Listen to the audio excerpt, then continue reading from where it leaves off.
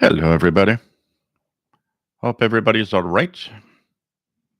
Checking everything if it's okay. One, two, yeah. Okay, seems okay.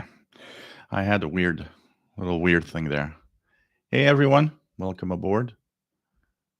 And here we are live once again with a shortwave show.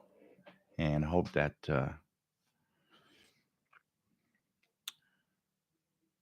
everybody is okay.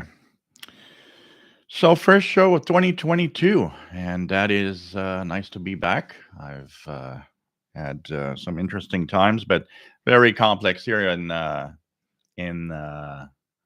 Quebec and the province in Montreal. We have a lockdown, we have a curfew, and pretty much no one sees anybody. So, kind of interesting that what's happening, and hope that you are safe. I've never seen so many people with COVID. So many of my friends and some of my family actually are have had or are positive. So it's crazy, really crazy, and amazing times. So my name is Gilles. I'm located in Montreal, Quebec, Canada, and that's the northeast part of North America. And we, of course, are here twice a week. And if my voice is a little strange, I have some little dental thing happening. So that's why I sound different. A few teeth are gone. And all of that will be fixed on starting January 31st for my next appointment. So that's why I might sound on the videos and everywhere, sound a little weird. Um, so we talk about shortwave radio here. We have fun talking about radio, and we just have a good time talking about radio. We tune the bands, we answer questions, and we have a great following, great people, and a lot of really cool people that are helpful and are here to just um, enjoy what is often, as we call it, a solitary hobby, where at least we can actually meet up together and talk about radio. So, welcome aboard for the first show of 2022. Let's take a sip of the official drink, which is vodka cranberry. And here we go. It's a start. So, we have shows twice a week, one on Saturday at 20 hours Universal Time. That's 3 p.m. Eastern Time. And we have one on Wednesday for North America. It's Wednesday night. But for a big part of the world, it's actually Thursday, and it's at 0 hours UTC on Wednesday night. That's technically Thursday UTC time for 0 UTC. So hope that you enjoy that show also. Two different times because we try to get different audiences, and we actually do get kind of a slightly different audience. I know that the Wednesday/Thursday show is very late for Europe, but it actually enables people from parts of the world, like Australia, for example, and many countries that it's middle of the night when we do it at 20 UTC to actually join in. So it's a lot of fun, and hope that you will enjoy today's show. Okay, what do we have? We have a beautiful chat room to talk. If you have a Gmail account, you can join in and participate. Great people there to help. We have a Facebook group. Official SWL channel is the name, same name as the channel here. And we're at 2,400 or something like that members. A lot of great people. And once again, very polite and very good Facebook group. Thanks to moderators that do a great job in looking at what's happening, and this is definitely a cool place to be. So I'm going to check the email first and see who has sent a little hello. So we have Richard Lemke in St. Albert says minus 23 Celsius there. Here it's minus 12. And we're going to have the coldest days ahead. It's supposed to drop down to between minus 25 and minus 30 on Monday, Tuesday. So that's going to be a real cold night. And then it's going back up again a little, but there are definitely some cold weather coming. So he's talking about the cold stretch that they have because, yeah, you guys have been in really, really cold weather for quite a couple of weeks at least. So pretty crazy weather there. Here it was rather warm in general, but now we're going to get some cold weather. We also have, so welcome aboard, Richard. We have Elizabeth that says hello from Regina, Saskatchewan, Canada. She says, I missed the live show. I'm so happy that you are back. And I will be tuning with my trusty old Kenwood R5000. And I will enjoy the show as usual. Thanks for all that you do. Thank you, Elizabeth. Nice to have you on board. And we have through email Ken. Ken says, hello, I am located in Texas and I've found your channel a few weeks ago. And I didn't know that you had live shows until I stumbled on one of your live shows, your previous live shows that you had done. So I was happy to learn that you have live shows every week. I use a ICOM ICR 75 and a long wire antenna in the backyard.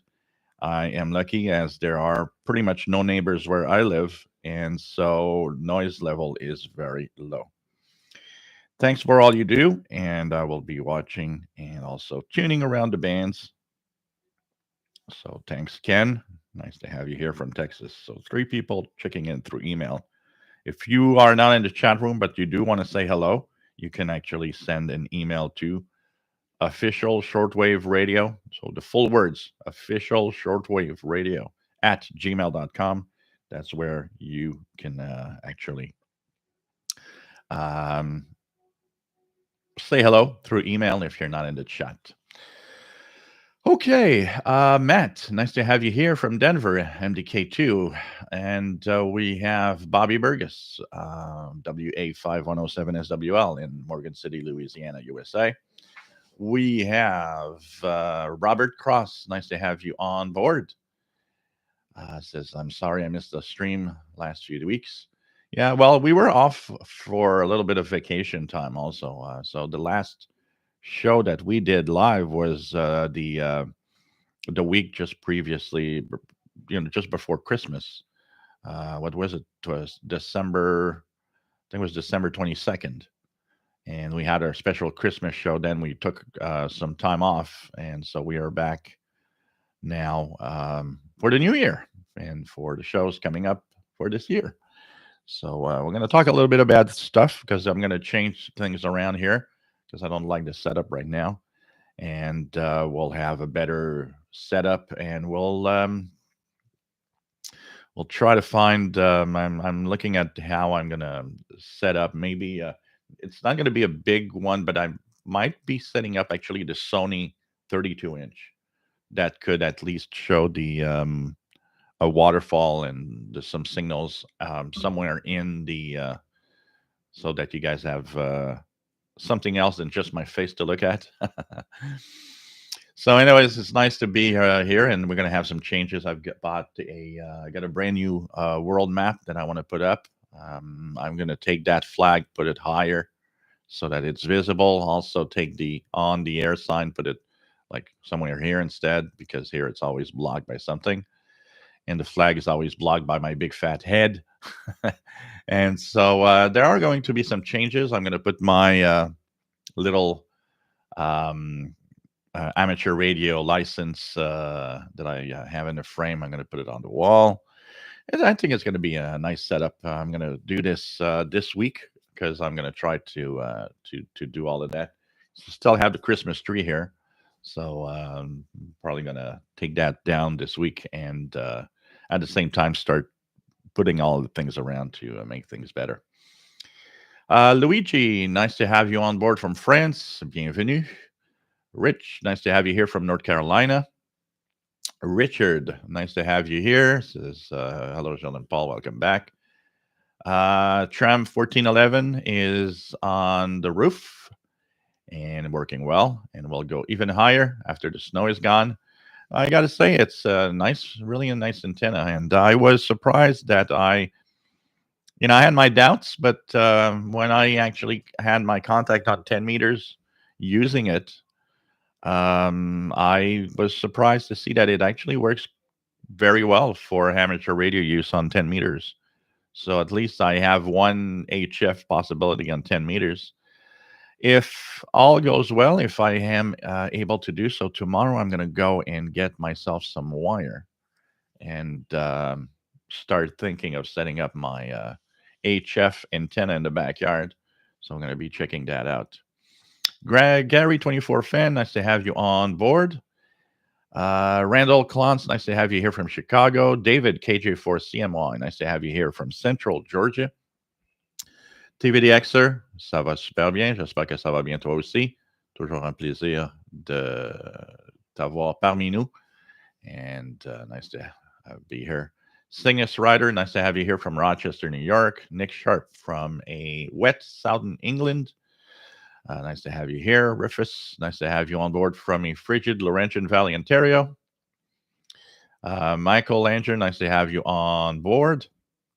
Vince, salut, j'espère que tu vas bien. Nice to have you on board too. Luigi, oui, bonne année à toi aussi. Toujours un plaisir. Jeff King, nice to have you on board from Jacksonville, Florida. And it's a beautiful 72 degrees. That's perfect weather. 72. I like that. Sunny and just, between 70 and 80. It's perfect weather. It's nice to go out and have a little bit of radio fun outdoors. Arthur's Autocrafters Kitchen. Nice to have you on board from a very cold Massachusetts. Still digging out from this first significant snow this season. Yeah, you guys had a big storm. Here where, we have maybe 2 inches on the ground. It's very thin. The layer of snow is very thin. We pretty much didn't have almost any snow. And when we do, it's just, an inch. And that's pretty much it. So it's covered. It's white, but it's very, very thin. Just one day above 0 degrees, and it would probably already melt. And we'd see the grass. It's kind of very unusual. I don't remember a period of time where November and December, and including now, just the beginning of January, where we didn't even have at least one snowstorm. And the only time that we could have had something which would have been a snowstorm, we had rain. So it's kind of unusual weather here. Bob, nice to have you on board. Eric Cottrell, nice to have you on board. Eric from a snowy Boston, 28 Fahrenheit.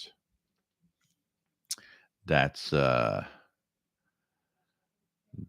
warmer than here. But we're going to have some, I guess you guys are also going to have that cold weather coming through in the next few days. So that's going to reach everywhere probably. Brad, nice to have you on board. Rich, Happy New Year. Opinions about HF amateur transceivers best for the general coverage shortwave purposes. You have to choose a correct transceiver because not all transceivers are necessarily the best for shortwave purposes, because sometimes some of them don't have the wide filters for the AM listening of international broadcasts. since a lot of hams are actually mostly going to be um, mostly going to be on single sideband. So it depends on the radio, but there are some good transceivers that are actually great for shortwave listening also. Christian Marcoux, salut, j'espère que tu vas bien. Nice to have you on board from North Bay, Ontario, Canada. Off license. Off license. Nice to have you on board. From the UK, Matt says we had some bitter cold last week and parts of this week in Denver, but right now it's the low 40s. Keegan, XN80Xer, nice to have you here from Northwest Arkansas. And Happy New Year to all of you too. Paul, nice to have you on board from a slightly overcast California. We have Jeff Williams, nice to have you here. Nice to have you on board. Let me just do something here. Here we go. Joe Rodman, nice to have you here from Chicago area. We have N6RLS, nice to have you here from Berkeley, California. Darren Rogers, nice to have you on board, my friend. Happy New Year. Stephen Wood, greetings from a very cold Cape Cod. Just received an ICOM 7300 a couple of days ago. I'm sure you're having a lot of fun with that for sure. Jeff Beaumont, nice to have you on board.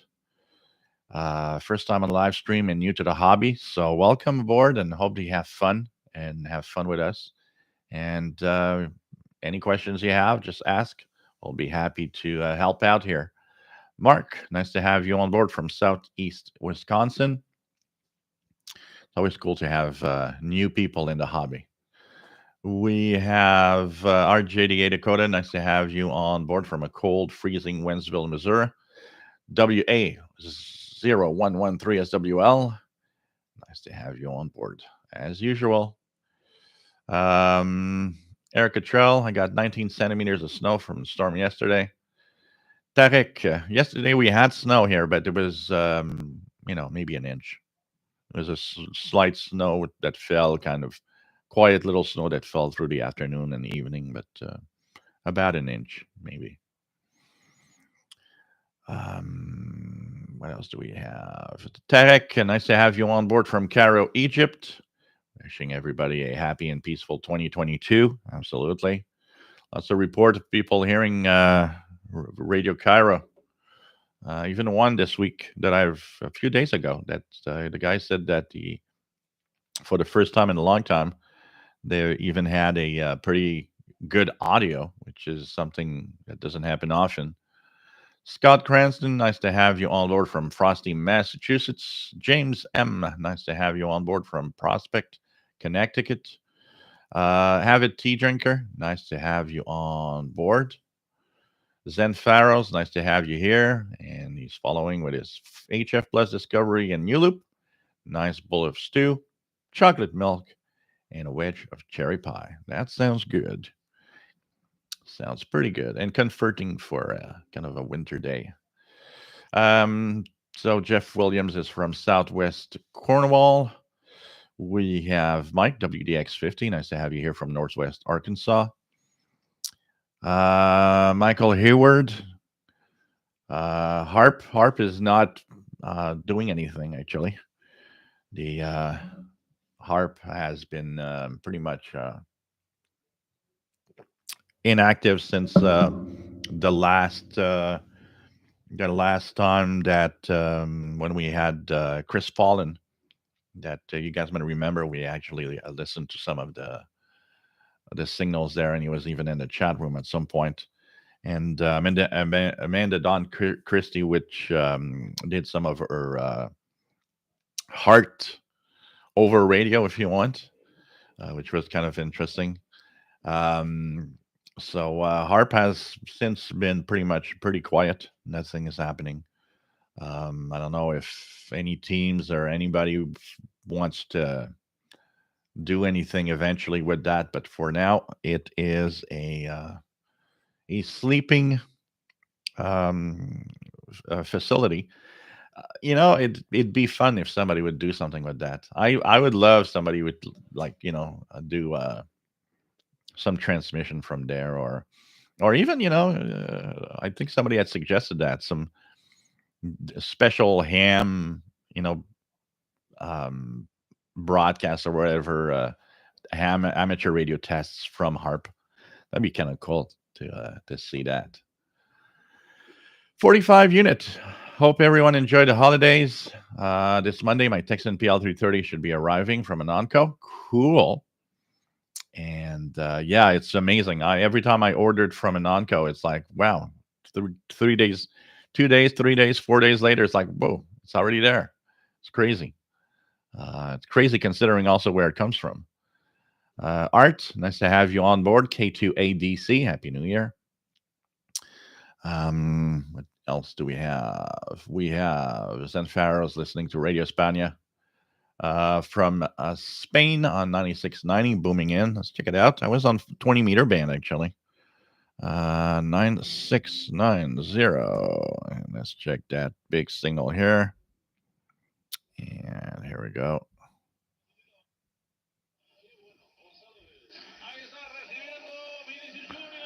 Pretty good signal.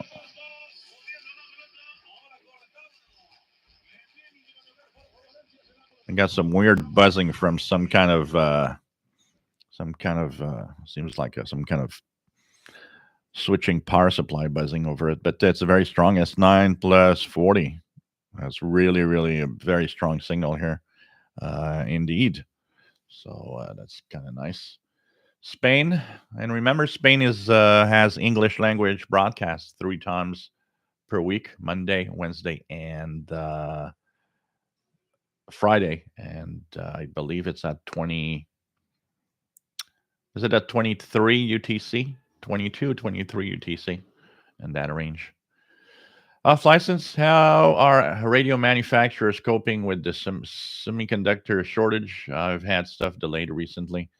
Yeah, it's not everything that is missing. So it depends on the um, the parts they actually need. But the ones that seem to be really hit harder are the big transceivers from the companies like ICOM and Kenwood, because they have a lot more parts in them. But when I look at Texan, they don't seem to be affected much. They seem to have a good rollout of the radios. I know that there are some manufacturers that stopped producing certain models of their radios because of the shortage of parts. I think a C Crane is one of them, and there are radios that got pretty much discontinued, mainly because the companies just had a hard time getting parts even to fix them. Alva Shagness, nice to have you on board from the island of Trinidad. Nice to have you here from the Caribbean region. It's always cool to have people from all over the world. Really a truly international show, this is.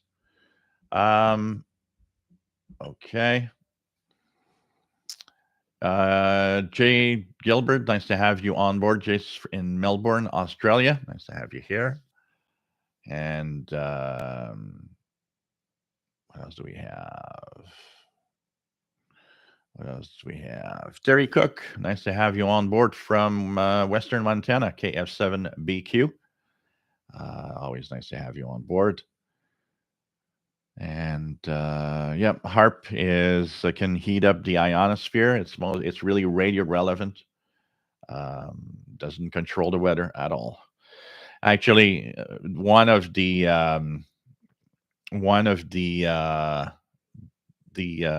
best explanation that was done at one point is to show how, even though it's very powerful, it is, compared to the energy that the atmosphere needs to have change, it's nothing.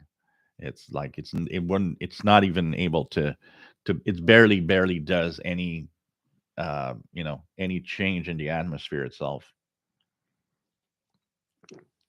Lots of people, it's like everything. Lots of people have these conspiracy theories of different things, and HARP is one of them. I remember, what was it? It was maybe like about 7 or 8 years ago when was one a member of my family that had we had some bad weather or something, and they were saying, "Oh well, the bad weather apparently comes from that HARP installation in Alaska. They control the weather with that." It's like, no, they don't. Stop, stop thinking that. But JH, nice to have you on board, and from North Germany. Hope you will do soon further tests with QRM Eliminator. Looking forward to receive a video. Yeah, it's all in the way to set it up that I'm gonna check out, because so this is what we're talking about here, which is the QRM Eliminator. So right now, the only way that I used it was with my discount antenna, and I need something else because the discount gets the noise, but it also gets too many signals. And what you want with this is that the antenna that catches the noise needs to be short and not receive the broadcast that you're listening, because it can actually eliminate or phase out even the broadcast you try to listen to. So it has to be mostly the noise that you're getting, and nothing else. So I'm gonna have to set up a little something, and I might actually be able to do something like that in the next couple of weeks. I'm gonna take down the Christmas lights and from the windows, and so I might be able to actually go on the balcony and put something short that is gonna actually detect the noise. I think that's going to be kind of interesting to check that out. And with that, I hope to have a better test. It's right now with the discount, it actually seemed to have some effect on some frequencies, mostly on the lower frequencies. But as I was going higher in frequency, the effect was less and less there, because the discount was getting too much of the broadcast. Um, when I got up to like 25 megahertz WWV, it seemed to have no effect at all. So, anyways, it's really to play something to play with. My first observation, I would say, though, is from somebody that tunes around all the time. It's not a practical thing to have. And I understand the way it works and how it can phase the noise out, kind of canceling it. But I don't expect that to be really a miracle device either. And some people, that it's all in the setup, first of all. And when you look at the comments, it's half of the comments are like, "Well, that thing doesn't work," and half of the comments is, "Oh, wow, that thing is amazing." So it's kind of interesting. I'll have to set it up right and play with it, and of course, all the videos will be up when I do that. So, Vicky Pelletier, bonne année. J'espère que ça va bien. Et, nice to have you here. Toujours un plaisir. Let me just try to find. Okay, here we go. Donc, nice to have you here. Jason, VE9JMC, nice to have you on board from St. John's, New Brunswick. Still digging out from 18 inches of snow. Also broke down in body. MLA 30 plus won't be here until January the 21st. Cool. I'm going to have fun with that. Andy, nice to have you here from Bristol, MA3007 SWL. Fastload, nice to have you on board. 40 meters right now with RTTY. Yeah, I think there was a contest. If I'm not mistaken, there was some RTTY contest happening. I can see that there's a lot of it here on 20 meters.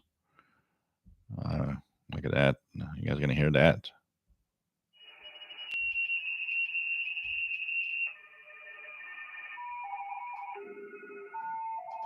It's really time to decode that. Well, even 20 meters is full. Man, there's I could see the RTTY going from like 14080 and all the way up into 14140. Really, really a lot of signals. So it's I believe it's in an RTTY contest going on right now, which is pretty cool. I like those. You get a lot of stations from unusual places. Dwight got snow in Virginia last week. Cool. Off license says what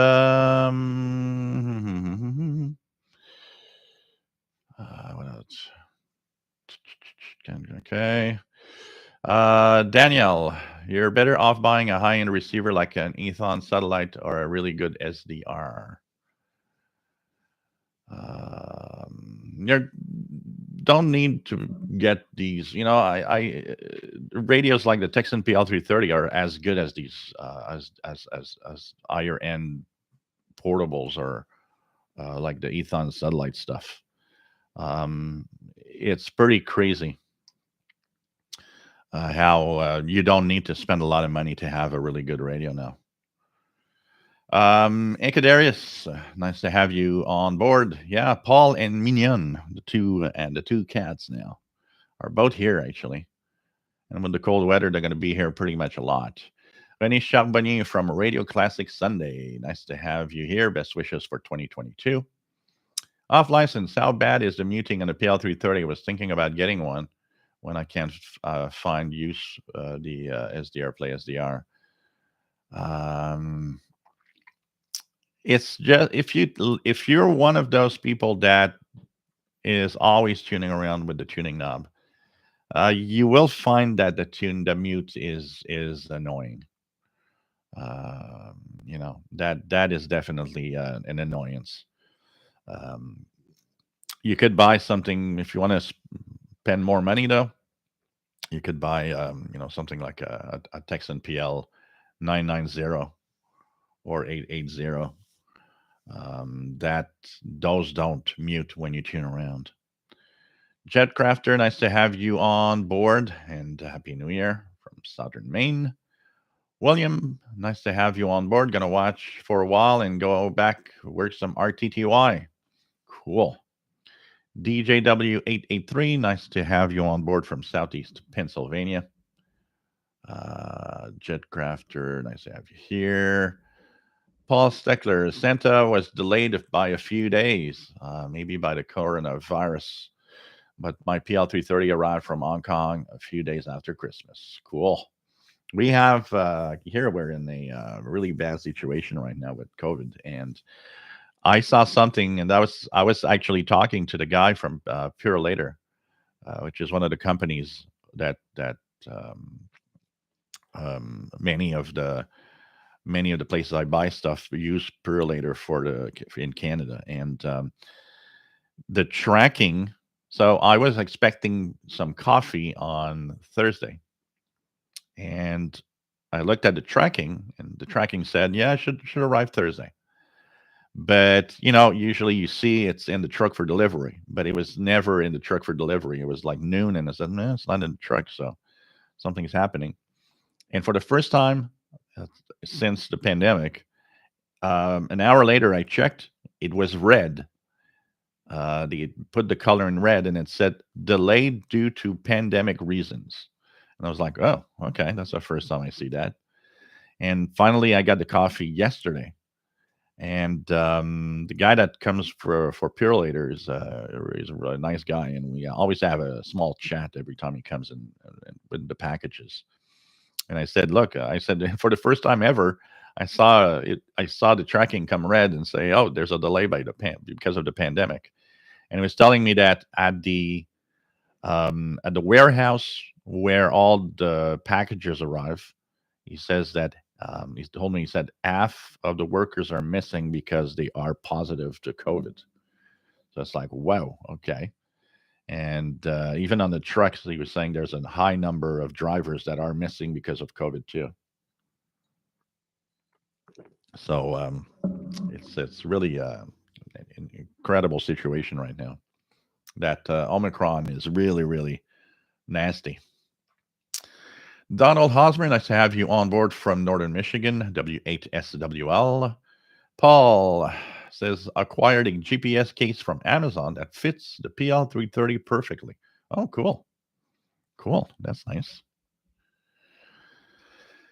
Keegan had snow flurries in northwest Arkansas on New Year's Day, Saturday night late into Sunday morning. So Paul says, search for Amazon Basics Hard Travel Carrying Case for 5-inch GPS. Cool. That could be something nice. People that want to protect their radio. That would be a nice case for it. Thanks for the tip. Donald Hosmer says we were at -6 Fahrenheit last night at 10 p.m. local, now in the 20s. David McCormick, nice to have you here. Keegan, reception with the Ethon Grenadier Edition Field BT and Ethon Grenadier Edition Satellite with SSB. Internal antenna and W6 LVP loop antenna, respectively. Jay Gilbert says, I've got Radio Exterior España on 12030 in Melbourne. Very clear. Cool. WF7I Homebrew, nice to have you on board, my friend from rural Virginia. Just checking in briefly as I run some errands. And talking about the net for those people, because I had somebody earlier today to ask about the ham net. We're going to work out something. We're taking a break from the ham net, but we're going to work out something and try it again in a few weeks, see if we could get it rolling and have some participation. Problem is, not a lot of people participate. And so we need to find the good time and the good moment for the net. Zen Farrell's, nice to have you on board, getting Gander, weather station 13270 near New York City. Usually I do not get this frequency too much. Yeah, depending on propagation conditions, it's like the CHU time signal. 2 times this week, I got 7850. If I look right now, it's not there. But 2 times this week and mid-afternoon, I was getting 7850 for CHU time signal. And that is not something I get very often because 7850 usually skips over me. It's like a guy that, found that it was because I'd commented that I was getting WBCQ 7490. And I had commented in a video that I was not, it was hard for me to get that. And a guy put a comment like, well, it's so close to you. You should be getting that easily. Your setup's no good. It's like, no. You should understand what propagation is all about. 7490 is often skipping over me. So it's not always, it's not something that's, if I tune 7490 to listen to WBCQ, it's not guaranteed I'll hear it. Some days it's super clear. Some days it's just not there. And it's not because it's not broadcasting. It's because the skip zone is different. And I'm just in that, zone where I just don't get any signal. I usually get the ones lower, though. 4790, 6160 are the ones that are more frequent here. But because they're low in frequency, the skip distance is also smaller. Danielle has a Texan 880. It's amazing. It is a great radio. The 880 is really a great radio. Artist out of Croucher's Kitchen. Big problem with radios this year will continue to be the supply chain. This impacts finished goods. Yep. One of the things that doesn't seem to materialize or doesn't seem like it's going to come finally is that famous new big gun Ethon satellite radio. It seems that they're it's more and more. It seems like it's never going to come to fruition at all. What else do we have? Zen Pharaoh says propagation is nice, 20 meters. That's tons of signals. Yep, a lot of RTTY. It's an RTTY contest.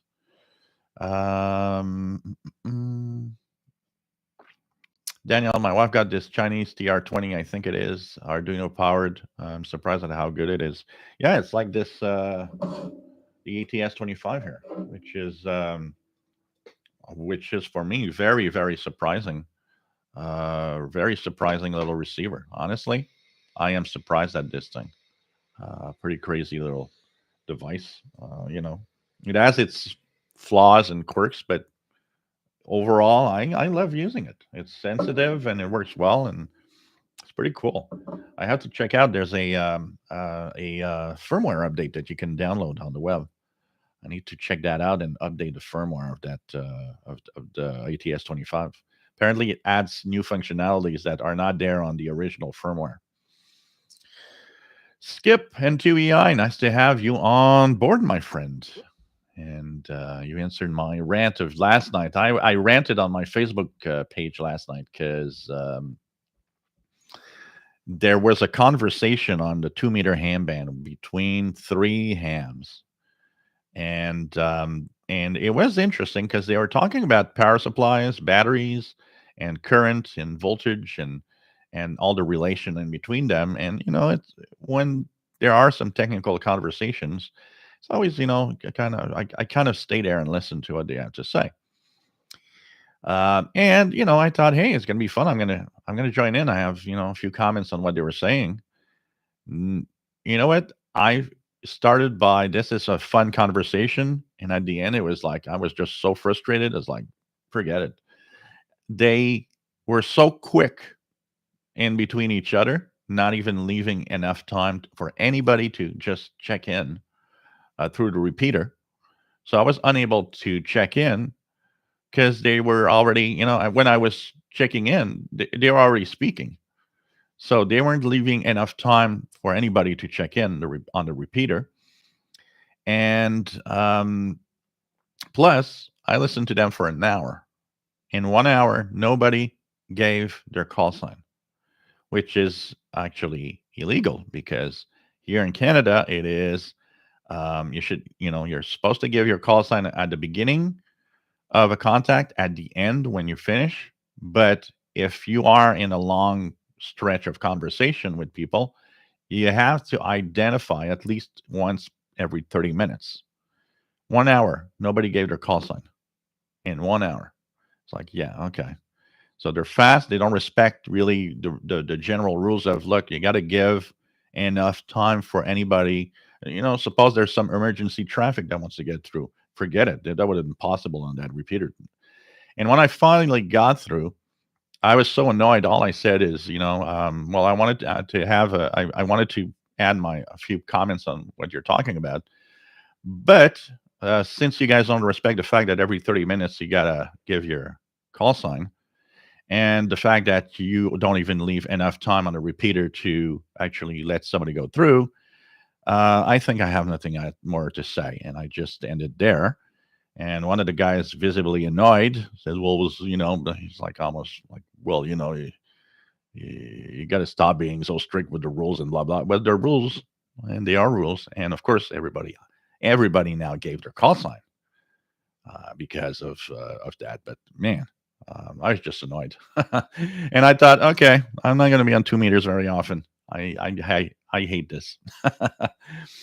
So I'm happy to have my Yisu a transceiver, and it's really really nice. And there will be occasions I'll be using it for stuff, but overall, this is not where I'm going to be. I'm going to be on HF because just that last night was like, yeah, okay, got enough now. What else do we have? We have Zen Pharaoh's listening to 15,000 WWV. I did a check just before. Let me check it out here. I'm going to go check for 25 megahertz. So no WWV on 25 right now. 20 megahertz. Yep, 20 megahertz. I get about S9. So I do have WWV. 15 megahertz is really good. S9 plus 20.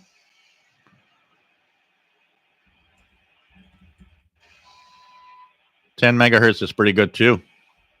Really good signal on 10 megahertz also. So that's really nice. Really nice. The Rifleman 336. Nice to have you here. And 8UCN, Alex in Southwest Ohio. Nice to see you too. Well, nice to have you in the chat. Scott Cranston, is that Saudi radio on 9675? Let me if I get it here.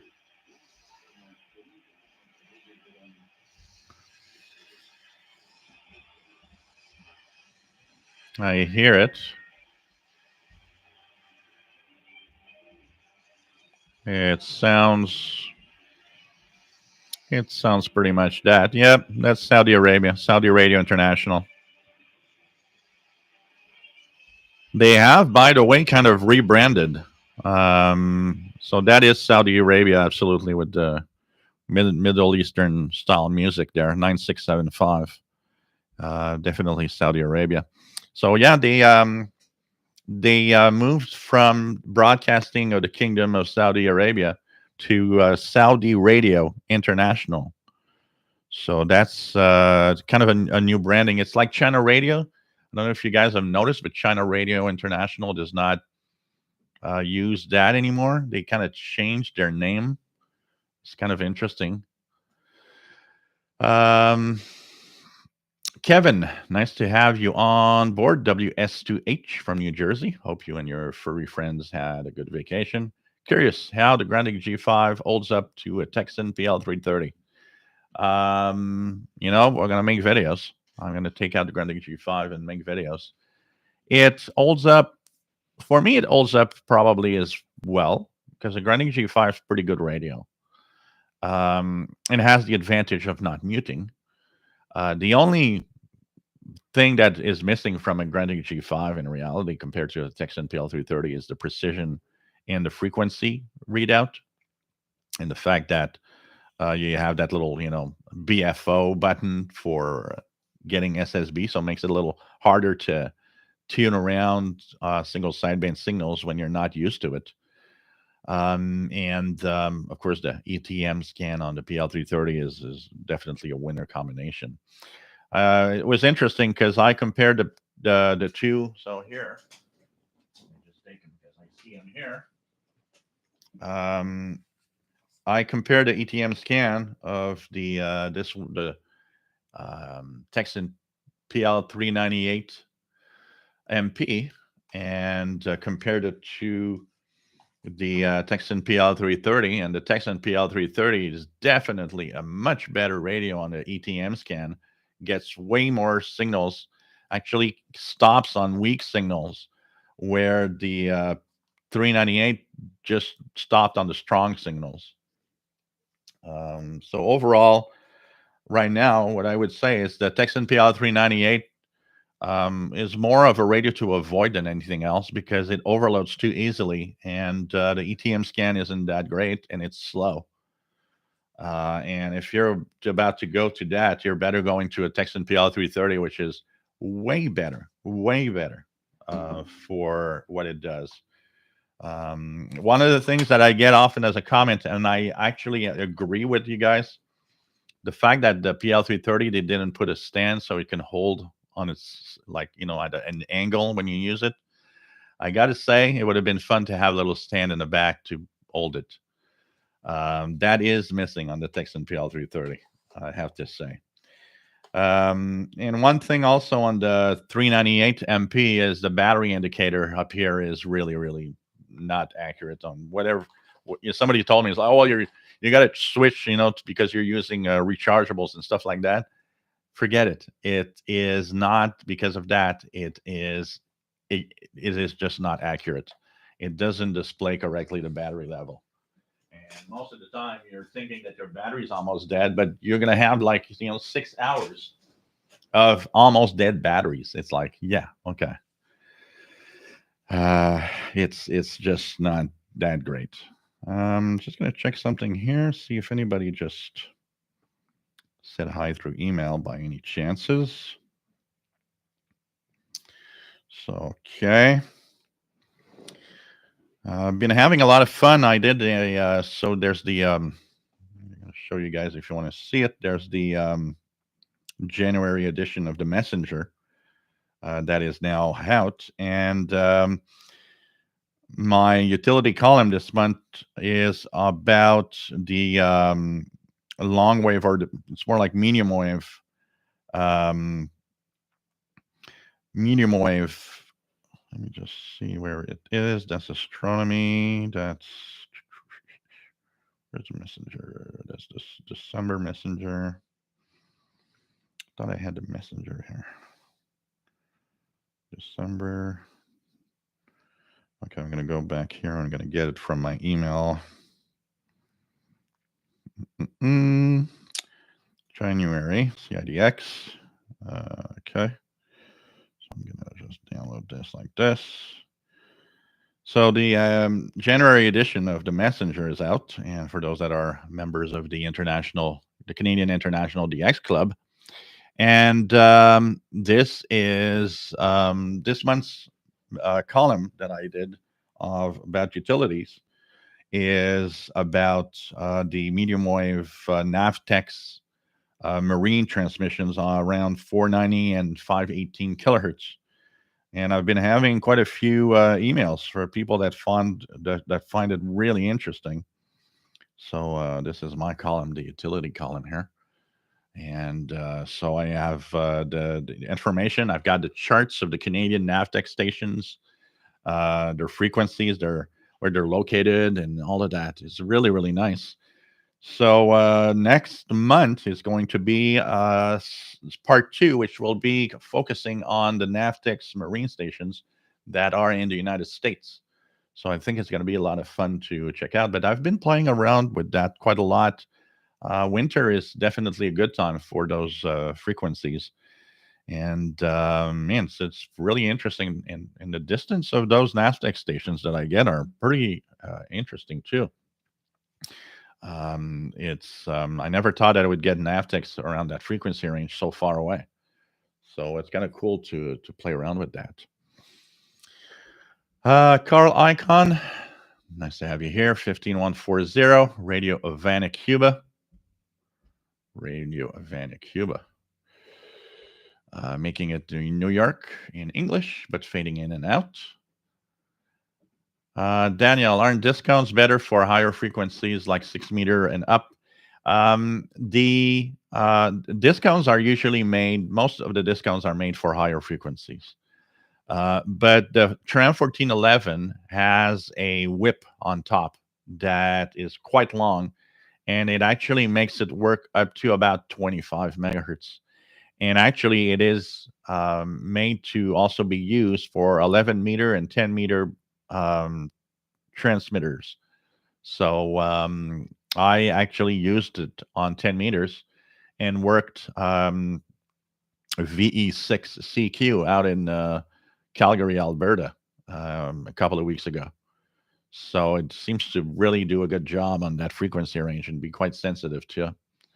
But the ones that don't have a whip on top, because most of them don't, are better at VHF, UHF frequencies. Absolutely. Zen Pharaohs, have you tried just a wire around your floor indoors for a noise antenna? QRM is re-radiated in your house wiring, then it can work. Yeah, I haven't tried it. That's a good suggestion that I will do. Actually, I thought of putting even a short wire in the window frame here, and see how it's going to work. Andy New, have you tried the BHI noise reduction speakers? Nope, I've not. Off license says I keep meaning to make a loop on the ground to tackle my local QRM. Yep, 20 meters is very active, and with that RTTY contest too. Michael Langer, Chicago Mike in the house, KYK8583. RJ Dakota, too cold outside to go to the Radio Shack. Daniel, my Ethan comment was in regards to someone asking about the receive capabilities of the 7200. Okay. 7300, yeah. I mean, there are still good radios, but you don't necessarily need to have that much of high end receivers to enjoy radio. Actually, N6 RLS seeing a slow but steady return to PSK31 mode on 14070 as propagation improves. Hams may migrate away from FT8 a bit, hopefully. Yeah, I have had a few. I've got a few PSK31 stations. Actually, I one of the things I want to set up is that I want to set up my HF antenna and dabble a little bit of like PSK31 stuff like that. Olivia 16500 or and I thought maybe I could like go on the bands and advertise like post on the Facebook group that I'm going to be on such frequency calling CQ on say PSK31. I think it could be fun. Zygzu, have you heard the owner of shortwave station WWRB has died? Oh, I don't know. I didn't know. So I don't know wonder what's gonna happen with the station WWRB. I really wonder. David in Barcelona, Spain. ¿Cómo está, mi amigo? Nice to have you on board and Happy New Year.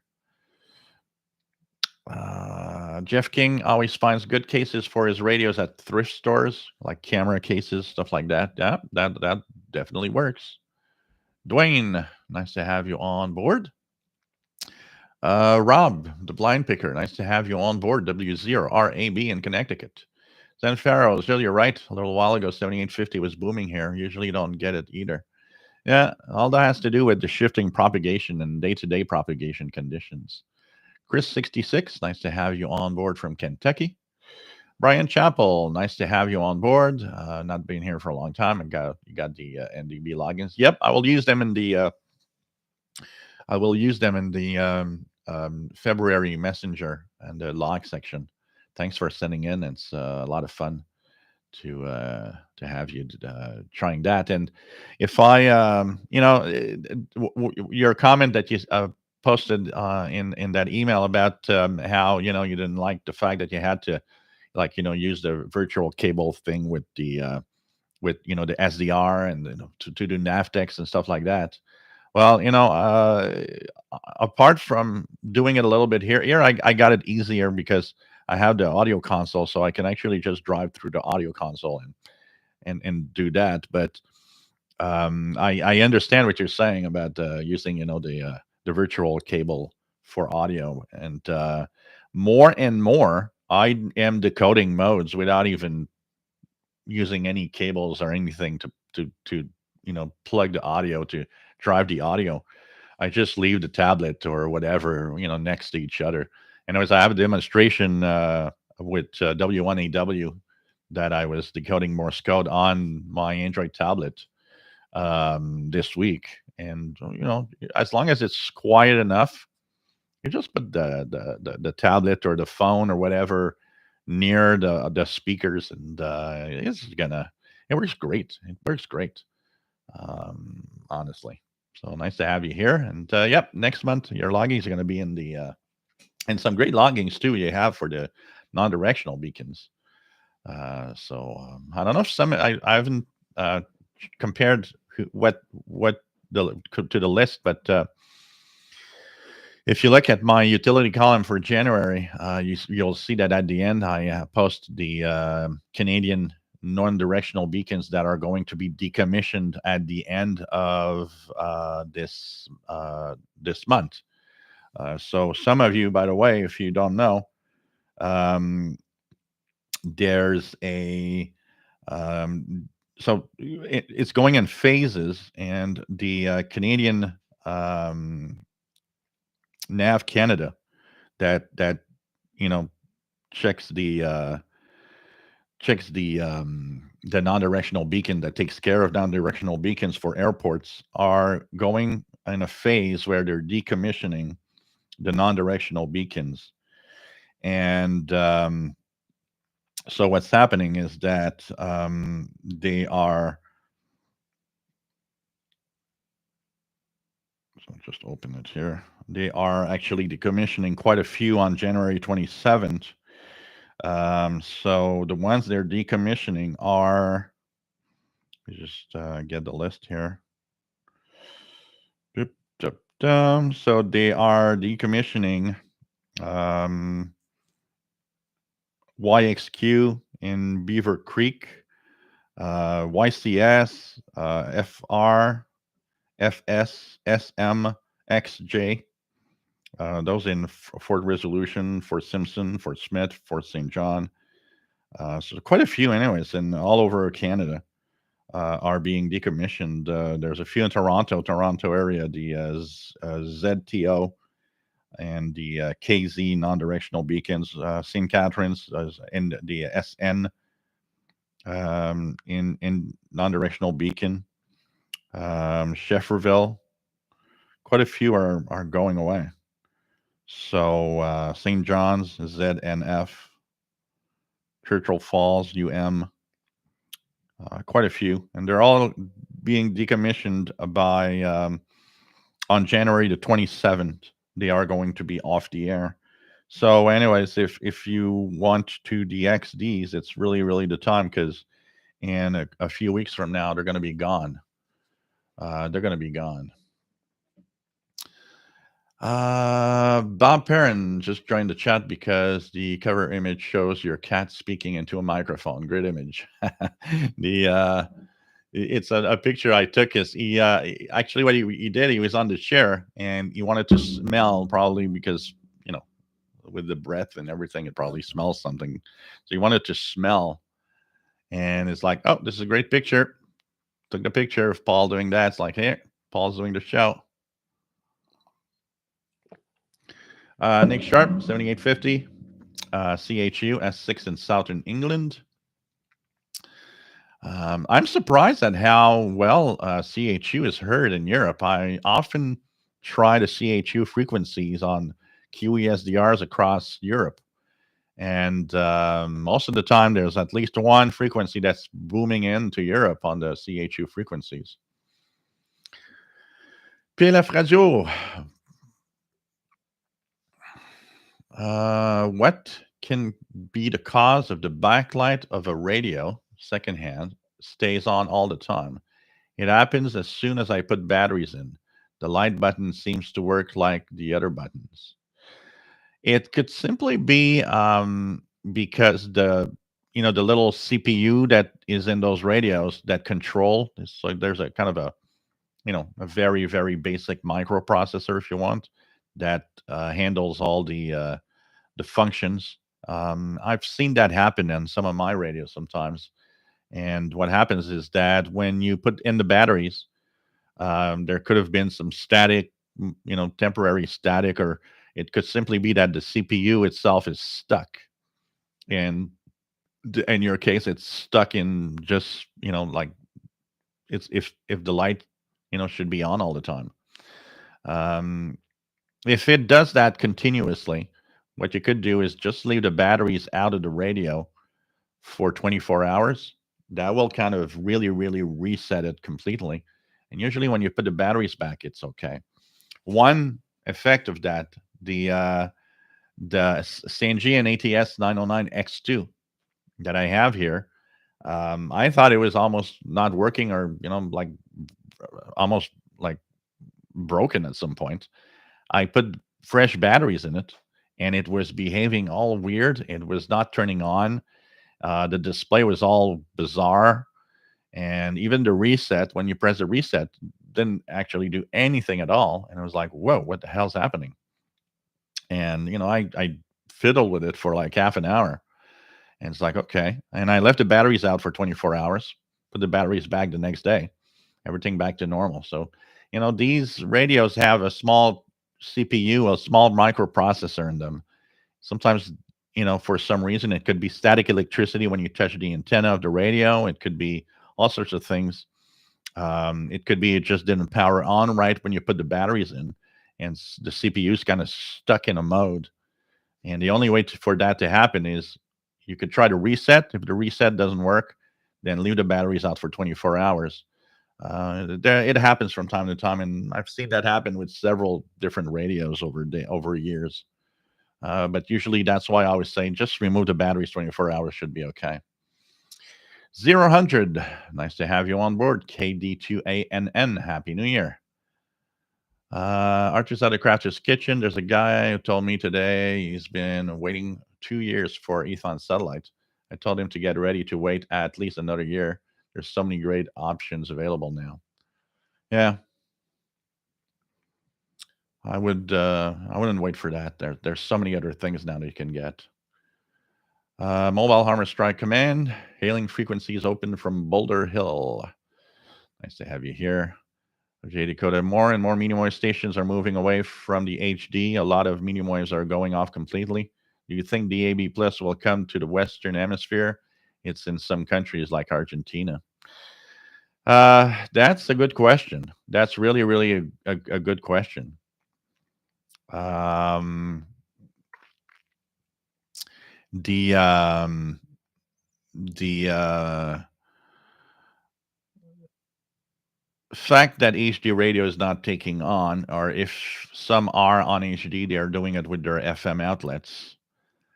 It's kind of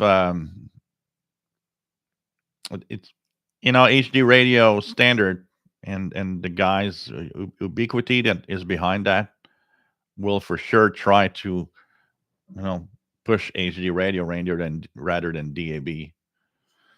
Um, HD radio is not that it's necessarily bad standard, but I think it's a better idea. It's a good idea to have a specific frequency range where these digital versions of radios will actually go to, like in Europe.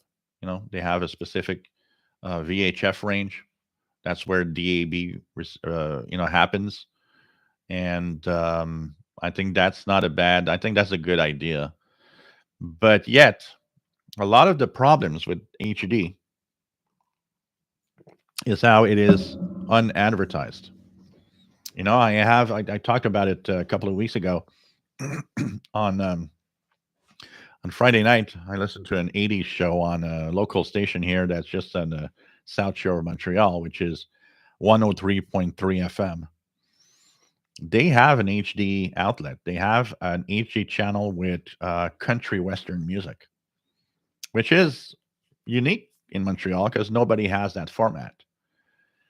And when they actually have ads talking about country western music that they have on their main station, because they have some shows that have that, never do they mention that there's an HD outlet of their radio station, and that on HD2 you can actually get the country western music. And it baffles me that nobody talks about it. It really baffles me. How come you're not talking about the fact that if somebody gets an HD capable receiver, they can receive on HD2 on that frequency country western music? They just they just focus on their country western show that there's every week, and that's all on the main station, which is kind of weird. So really kind of weird. What else do we have? Bob Perrin. Nice to have you here. Says, dude, you're Canadian. Gives you a sort of moral authority to body check the rule breakers. Keep it up. But it's I don't know. I'm New Ham, and for me, it's like the rules are the rules, and it should just be 0 100 says in the U.S. is every 10 minutes. Jennifer House says, I got to tell you, Joe, that what I hear on the hams on 80 meters doesn't encourage me to get a license again. Actually, don't base your wanting to have a license again on that. And focus, be proactive, be somebody that wants to change what ham is. That's why you want to get your license, because you want to change the way it is. You want to have your way of ham radio. And that's what you need to do. If we get discouraged like 2 meters. I'm not ever gonna never go to 2 meters. I will from time to time. The bad experience from yesterday is sad, but it doesn't discourage me from actually going back to 2 meters or 70 centimeters and doing stuff. It's just that, you got to do your stuff, and you got to do it your way, and bring your view and your way of doing ham radio, and do it like that. And if more people want to get into ham radio, they be able to see that there's not just what we can hear. Because let's face it, 80 meters is boring.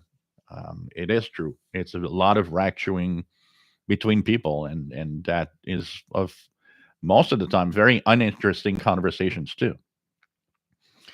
But don't take that as, well, when I hear that, I'm not showing again my ham license. Do get your ham license, but do your stuff. Do is like, well, I don't want to be that guy on 80 meters. I want to be that guy that does something different, that does it the way I want to, and do it. And do it, and try to bring people along as much as possible. A little bit like we do here. You know, you have two choices, saying, well, I hear nothing on my radio and this is a boring hobby. Well, get out. That's all I got to say. Or you can just do things like I do, and try to bring that hobby to a lot of people, and try to have as much as possible to listen to, that you can point people towards. And there's this out there, and there's that out there. This is what you can do also. There's not just international broadcasts, there's other aspects of the hobby. You've got to simply be a proactive am that will do stuff, and will try to bring others to do it also.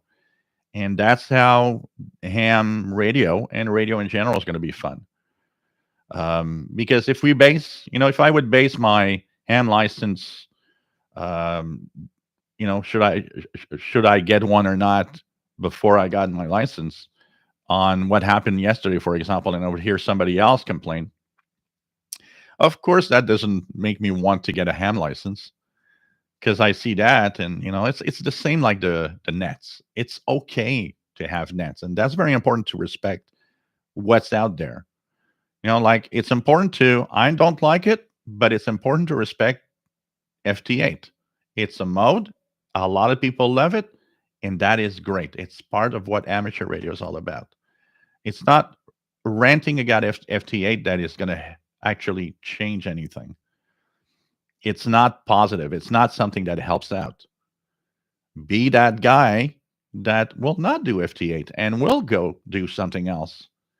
And that will add one more person that will do something different, that will attract people, and that will help build something new, something else to the hobby. So don't base yourself on that to not wanting to get your license. Base yourself on, there are great people out there that want to do ham radio differently. They want to do ham radio that's not FT8. They do want to have, and so on. And like I said, it's like the 2 meter nets. Every night, all the same people are going, well, hello everybody, blah blah blah blah blah. Some people are like that. They're kind of, that's what they love, and they feel they are part of a gang of people that, and they meet up and all of that. Um, you know, and that's fine. It's one aspect of amateur radio, but there's so much more, and you can be part of that, and you can be part of doing things differently. And that's why you should get your ham license, like I did.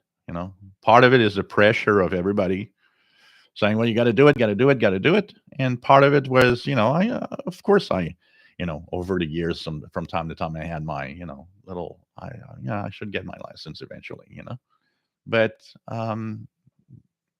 do get your license, but do it, once you have it, do it your way. Don't, engage or just participate like a lot of people in a boring side of the hobby for you. It's like I said, once again, 80 meters, all the guys rack chewing all the evening.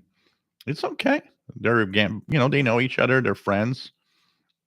They spend the night on the radio. They love radio, and they find it cool to just chat along all night on one frequency, all the gang together. Because after you listen to 80 meters, this is very 40 meters partly also, but 80 meters is really, and 160 also are two bands where it's obviously a bunch of guys that for years and years and years are on one frequency every night, and that's it. But 80 meters is more than that. 80 meters is there's DX possibility on 80 meters. You set up, you check out, and you try to DX. You go in those ranges where there's some DX happening, and you try your hand at DXing or digital modes of some sort, other than FT8. There's many things. I will be that kind of guy once my antenna's up. That will be not just I'll be doing all sorts of things and trying all the different stuff around and trying to get people to do so. PLF Radio, which bands you can transmit with your ham license? All amateur bands. In Canada, you've got the kind of three layers, if you want, for the license. You have the basic. Then, if you have a score of more than 80%, you have what they would call basic with honors. That's what I got. And then you've got advanced. Basic, if I would have passed with 75%. 75% is not it, it's just the basic license. Then I would have been stuck at VHF, UHF. So 2 meters, 6 meters, 2 meters, 70 centimeters, and that's it. Basic with honors, because I had more than 80% of my test, gives me access to all the bands, including the HF band. So I can be on any amateur band. There's no bands that I cannot go. I am capable of everywhere now. And then the advanced is, you're allowed to do more. You have, I think the power requirements is higher. I think there's, you can actually build your own equipment, which is something that you cannot on a basic. So a basic with honors like I am, I can't build my own transceiver and use it. It's not permitted. But a advanced license, you can build your own transceiver and transmit. And when I say build, I mean design it and build it by yourself, not build a kit. If you build a kit, a commercial kit, yeah, you're allowed even on a basic license, but it has to be a commercial kit. So, anyways, I have access to all the bands on with my license. So I'll be on the HF bands quite a lot, honestly. Off license in the UK, it's when reasonably practical to give your call sign, and was every 15 minutes. Gary 24 fan, WWV coming in strongest on 15,000 kilohertz northern Maine. Dimitri, nice to have you on board. Happy New Year to you too. PewPie99, nice to have you on board. What else do we have? YouTube QSL California, love official shortwave channel. Vojislav, nice to have you on board from Serbia, and Happy New Year. Says, welcome to Ham Radio. Don't get discouraged. It has more good people than bad. Yeah, don't worry. I'm not discouraged. I was just pissed off a little bit about, those guys yesterday. But does the sync work on the PL330? It works to some extent, but it's not that great. But personally, I find that sync detection is kind of overrated, personally. And that's my personal opinion, by the way. What else do we have? So Vojislav, it's nice to have you here from Serbia. Mad Radio DXer, nice to have you on board from the UK, listening to the stream and watching the soccer match at the same time. Chris G7 VEO, nice to have you on board, my friend. David McCormick, the 398 BT does not display the battery level correctly on mine also. Yeah, I think it's because the BT and the MP version are basically the same radio. It's just that yours has Bluetooth capability. So they're probably pretty much the same radio in general. Um, PLF radio, battery level FX data is not accurate also. Yeah, the XH data, the 808 stays a very, very long time at pretty much halfway. It is also a little flaw there. Chester Johnson, I misplaced my AC adapter for my Texan PL660. I'm looking for the model number so I can order a new one.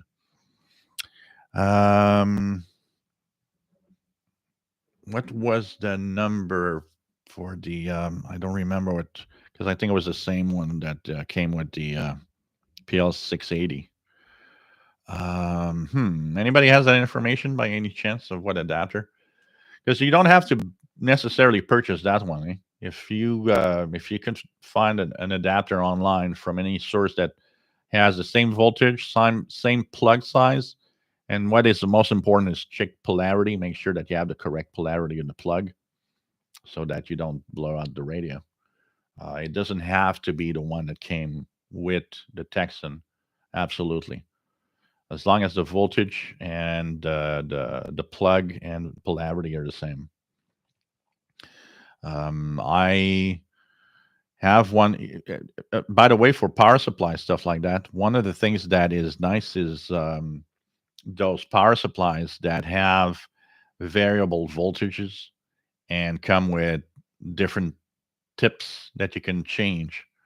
These are really nice to use when you're looking for power supplies for different radios and stuff. And what's cool is that you can use it with a lot of other radios if you have more than one radio. Um, so you can maybe check that out also. As for the rating, a lot of people ask on power supplies. A lot of people ask about the ratings of the. It's like, oh, that one is 400 milliamps. This one is 300 milliamps. Which one should I choose?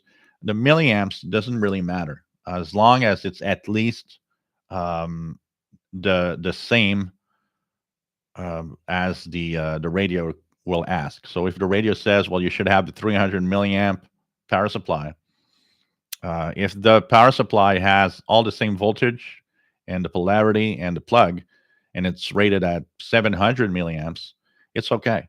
That it doesn't matter because the radio and the electronics that you plug in only use what they need in current. So even if the milliamps are higher, it doesn't matter.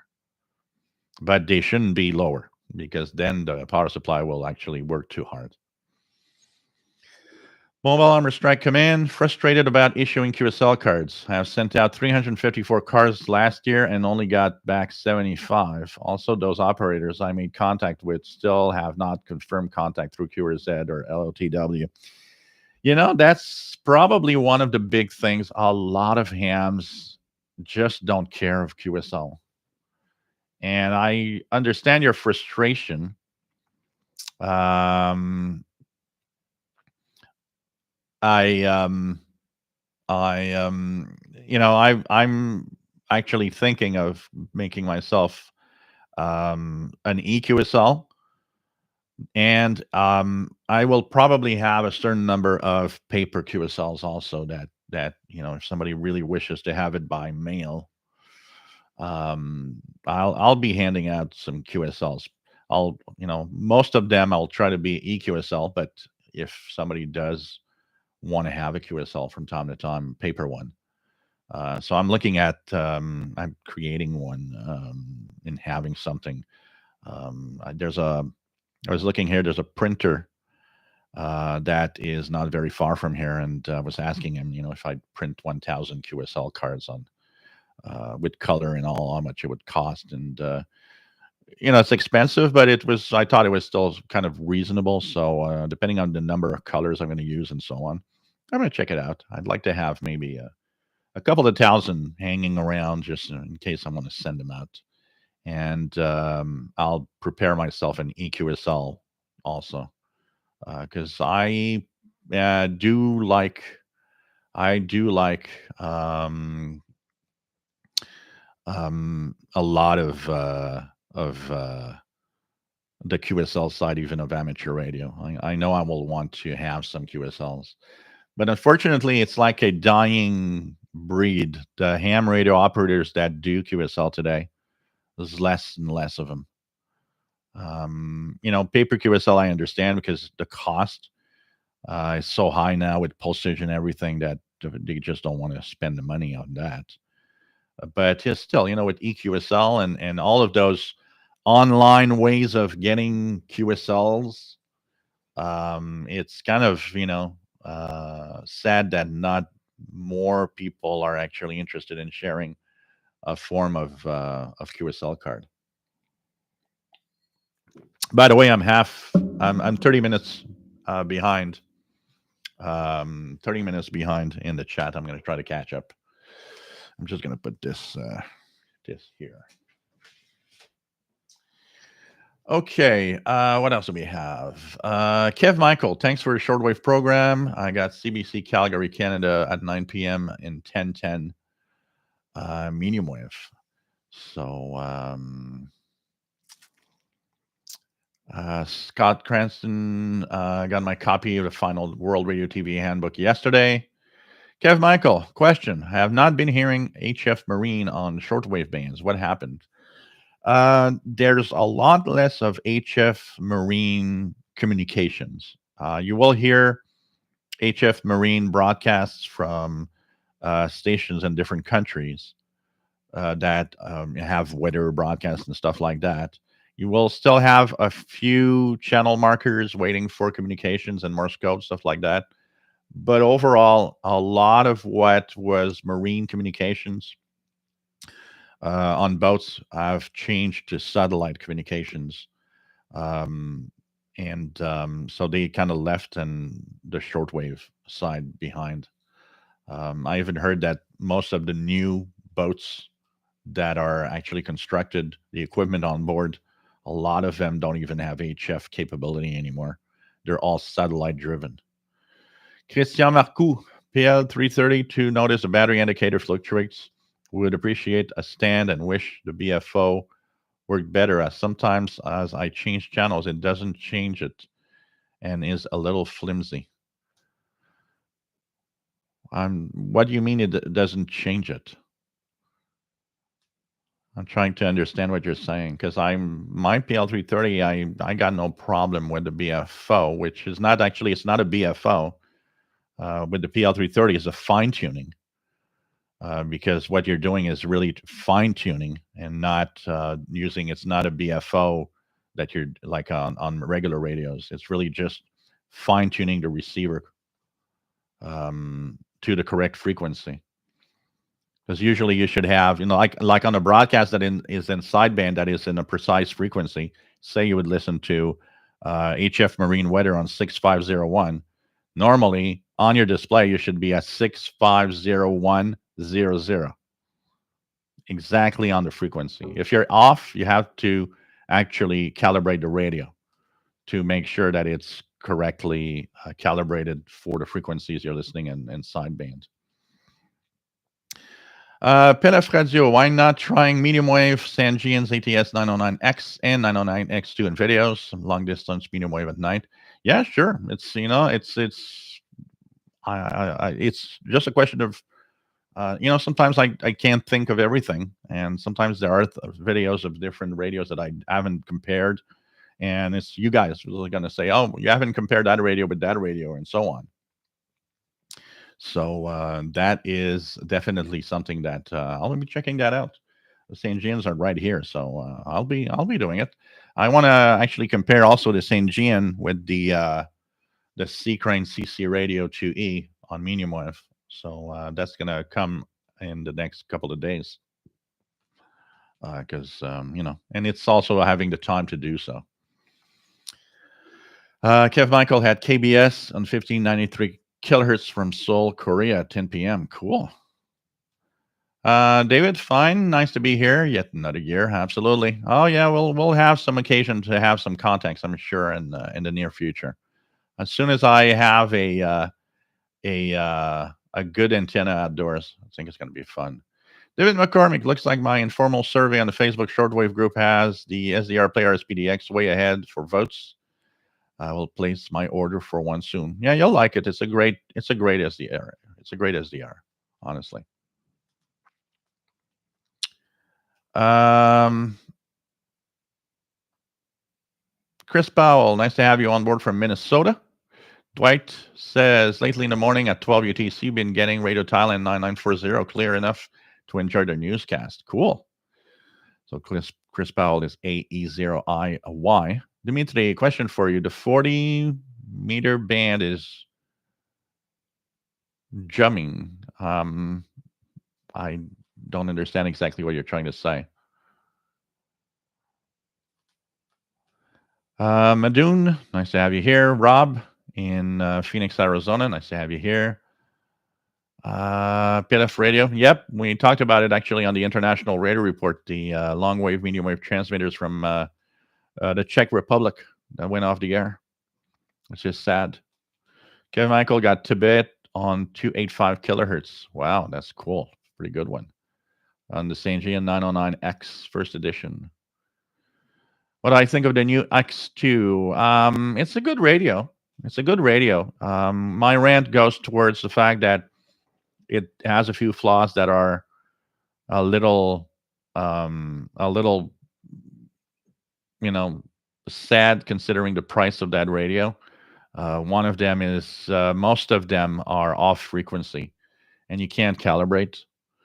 And the other thing is, I get FM breakthrough, and so, for example, the airband is useless. So if you live in a environment with a lot of FM stations around, think twice before buying that radio. As breakthrough on shortwave too from the FM broadcasts.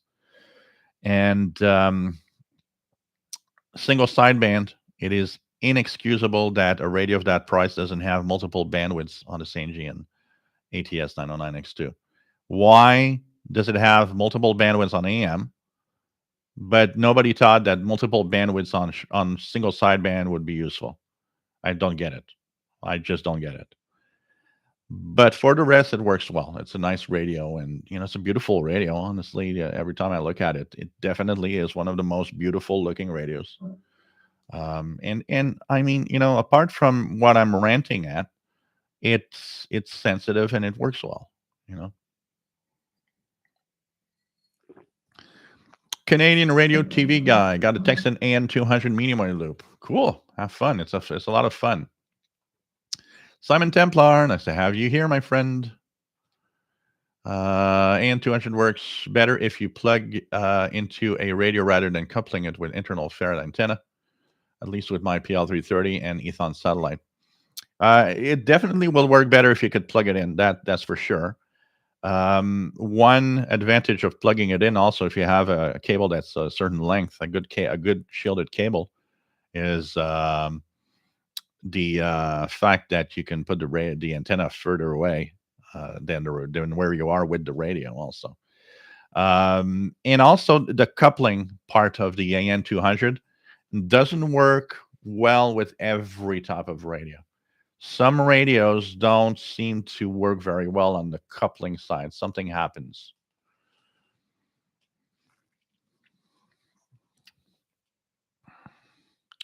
What else do we have?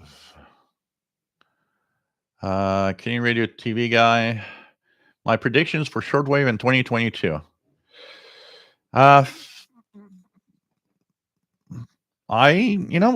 We've reached a certain stability, I'd say. There used to be a lot of one of the biggest problems every year for a while was every country leaving shortwave. And there were so many of them that it was like, wow, there's a fast decrease. But we've kind of reached a point where what we have and what's on right now is kind of, pretty much the stability of what shortwave is now. Yeah, there's a lot less, but there's still a lot to listen to. Like I say, one of the biggest problems is the fact that the broadcasts, and depending on where you live, are not necessarily directed where you live. So in North America, there aren't a lot of broadcasters broadcasting to North America. So we have to deal with weaker signals because we got to deal with the fact that, okay, want to listen to Vatican radio? Well, you got to listen to the African service and hope that there you don't have too much noise that could like block that signal, which is much weaker than if they would broadcast to us. I find it sad because and the local evening here, they have a Portuguese broadcast relayed to South America, and it comes in just so well here that I find it sad that you got Portuguese. You should have added at least an English language broadcast at the same time. Why not? It would have been nice. We could have heard, we could have had one time in the day at least where it comes in well in North America. And it's the same for a lot of broadcasters. I don't know how many times I see people saying, "Well, the BBC is gone of shortwave." No, it's not. I don't know where people got that, but a lot of people think, "Oh, BBC is gone or Voice America is gone." No, they're not. They're there. They're still major broadcasters on shortwave too, but the problem is they are broadcasting to other regions of the world. So we don't have that easy way of listening to the BBC like we did in the past, where you know, 5975. If you guys remember the 80s, 5975 BBC all evening, real good. And even in the daytime, some of those broadcasts were good. I don't know if you guys remember when the BBC was on 15070. That frequency was pretty much an all-day frequency here in North America of receiving the BBC World Service. So, you've got that. People have that impression, oh, they're gone. No, they're not. You just have to listen to, I mean, a lot of the broadcasts from Ascension Islands to West Africa are decent in signal level here. What's not decent is that we have too much noise to cope with. And that is the big problem. So, Kevin, just updated the firmware. First try, not too bad for me. Cool. Good. So what else do we have? Let's go down. PLF radio, DAB is on 174 to 240 megahertz. RJ88 Dakota, just noticed my Texan PL330 has no reset. If I had to reset my radio, I have to remove the battery for several hours. Yeah, let me just check quickly. Yeah, it's possible it doesn't have a reset button or a hole, unless it's in the battery compartment. Nope. I guess there's no reset. So that means if it does freeze or have a problem, you will have to remove the battery several hours for it to work. Indeed. So here, yeah. Yep, no reset hole anywhere. Totally right. I don't see one. So that could be a problem. I never had, I've had it for a couple of years now, and I've never had a problem with it. But Kev Michael, I hope they do not do HD like they did with TV. Can I DX TV with digital TV? Yes, you could. Some do. One of the HDJB, what's his name? One of the guys that's Rich McVicker from HDJB is actually DX's digital TV. And he's got like tons and tons of DXing with digital TV signals. So it does work. David McCormick, HD radio not publicized well in my area. I'd like to check just to see what is available. Yeah, I just led the radio scan. In my case, I just let the radio scan and stop on wherever HD is. Digital will kill DX. Yes and no. We got to be careful because when conditions are right, it's not impossible to get some digital signals from far away. An example of that, when I use my St. Gian HD radio and scan the AM medium wave band at night, it stops on a couple of stations that are in the US that are HD, like 1080 is one. And it used to stop on 1210. It doesn't stop anymore. I suspect 1210 actually removed their HD signal. And when the signal's good enough, actually, um, there's it actually gives me HD audio for a few seconds. It's kind of fun to when it actually happens. Um, Matt says there ought to be a good number of different repeaters in your area. Some should be welcoming for new hams. Oh yeah, there's a lot of repeaters in around Montreal, and I actually can trigger quite a few of them just with the portable receiver, the Yaesu FT65.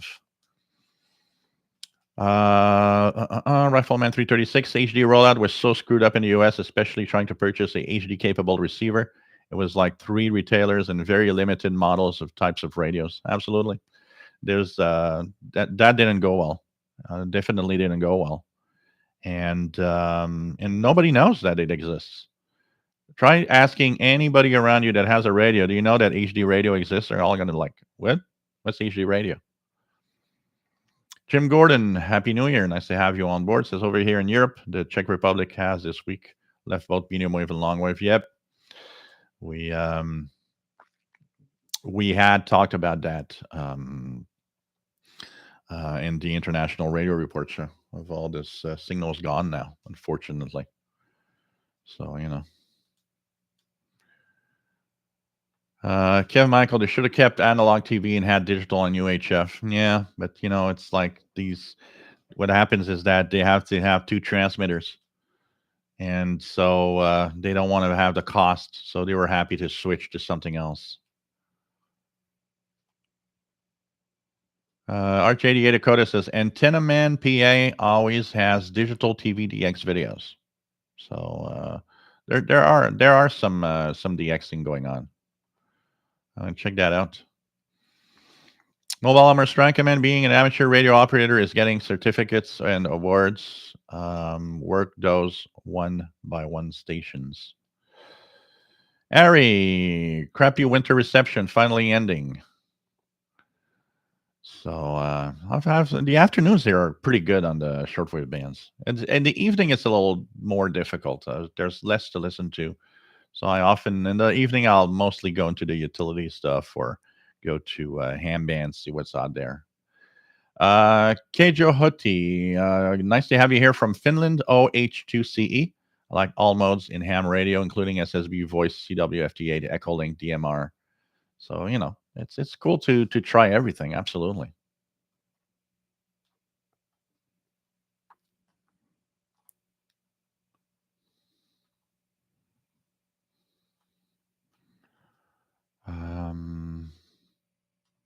What else do we have?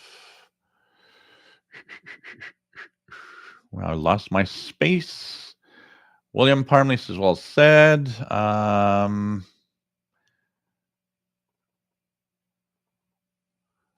What else do we have? So OH2CBE. Nice to have you here from Finland. Fastlow, there's no judgment on digital. Simple QSO done.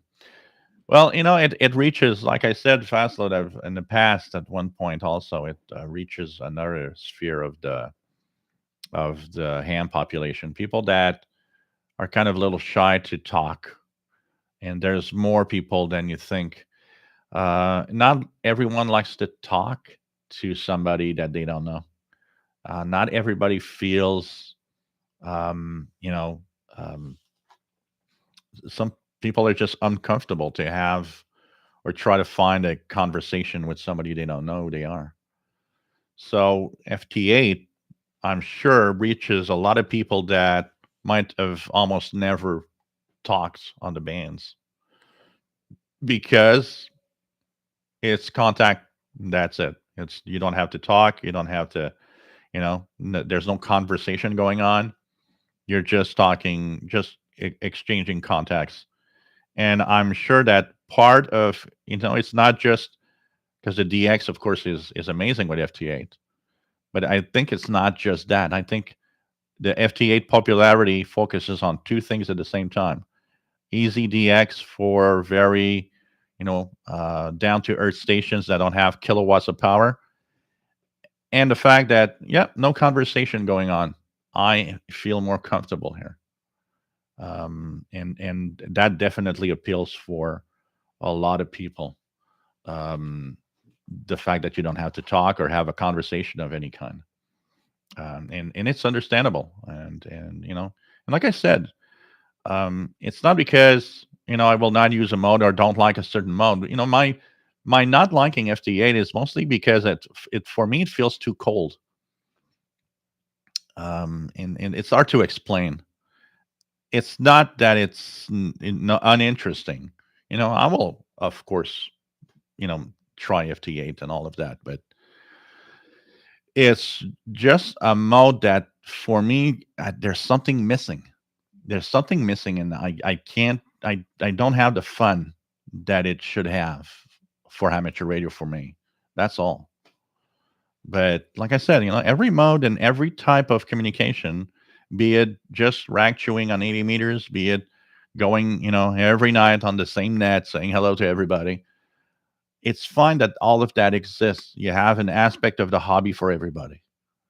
But don't base your, like I said earlier, the fact that you would want to have a ham license or not on listening and checking out some of that stuff and saying, well, I don't like that.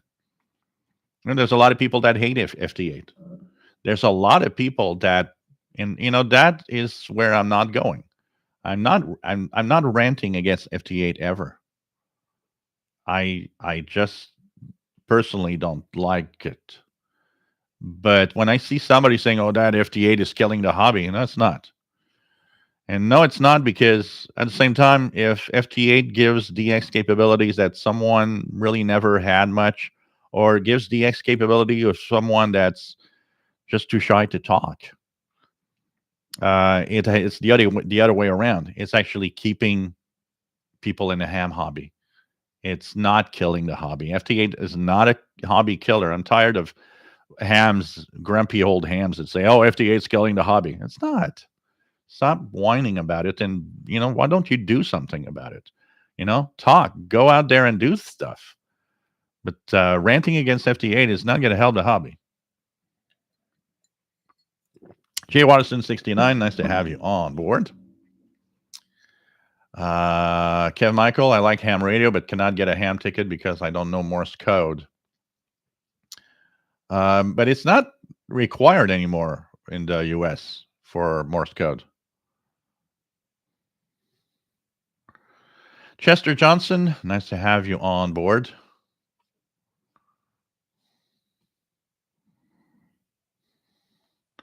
Try to get down a little faster. Zach, nice to have you on board, Zach. PLF Radio, since you are in the shortwave hobby since 1982, did you learn something new to you with the lectures of ham radio license, or you already knew quite everything? No, you definitely learn.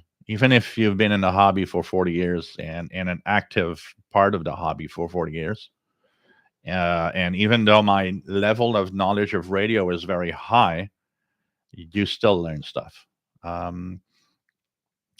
Where I learned was in very specific areas. For example, in the part where they talk about propagation and the ionosphere and all of that, that's where I have not learned much, because I already knew pretty much all of that solar activity and the effects it has on the HF spectrum. And that part is not where I learned much.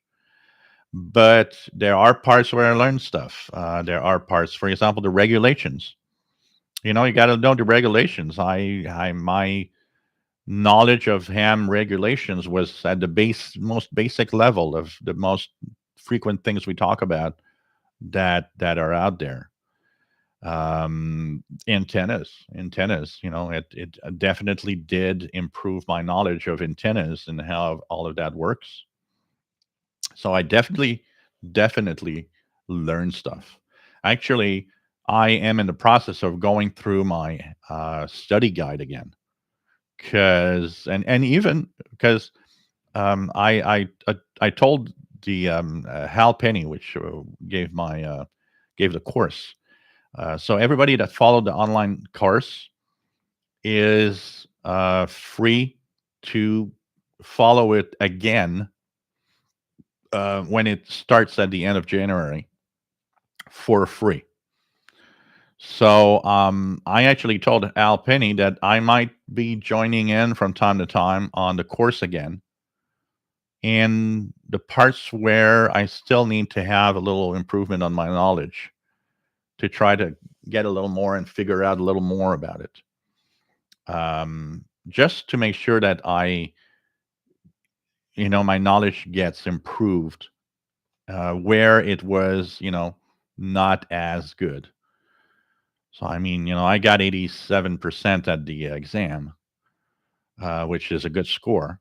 When I went online and did the exam, I did the exam online probably 50 times in the month preceding the amateur radio the exam. I did the online exam about 50 times in the month before. Lowest score that I had in the 50 times was around 81, 82%, which for me was too close for comfort, because it's 80% for, my license. I had to have the basic with honors for the HF capabilities. I wanted that. And you need more than 80%. And so I actually studied more and listened more to all this stuff, and especially the parts where I'm not sure of what we're talking about, and did the exam many times. Now there is one aspect of the exam that of course is something that can happen, and I mean, when you go through the exam 50 times, I mean, that some of the questions that you've answered are going to be in the exam, the final real exam, and definitely there were some. And it's easy to simply remember the good answer. And I'm sure some people had or passed their test with very little knowledge, just remembering the right answer to what question. But I definitely learned stuff for sure. Rogers out of craft discussion, sync detection is overrated, but there are times, especially on medium wave, where it can help dig out barely audible signals.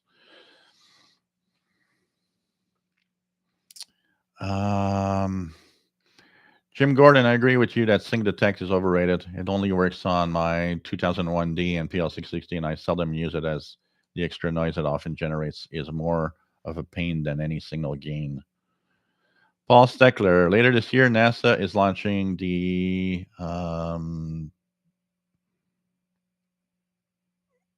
Jack Webb Space Telescope.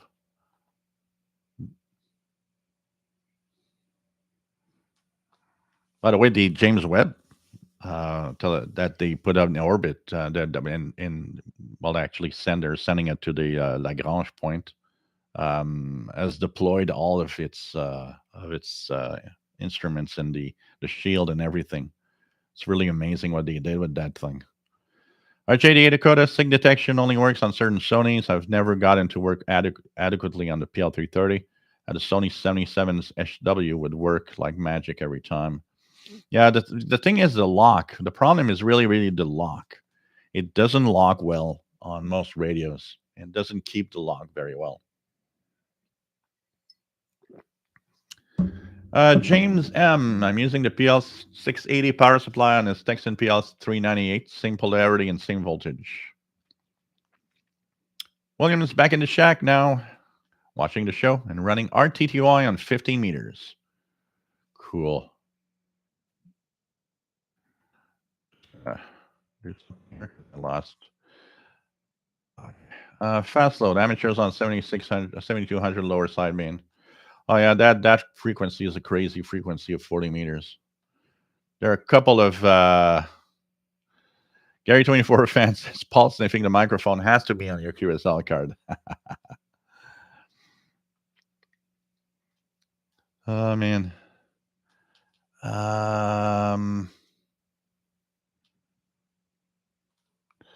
David, I do have self-designed paper QSL cards. However, I'm so delayed due to the pandemic. Need to find time to sit and start filling out the QSO details.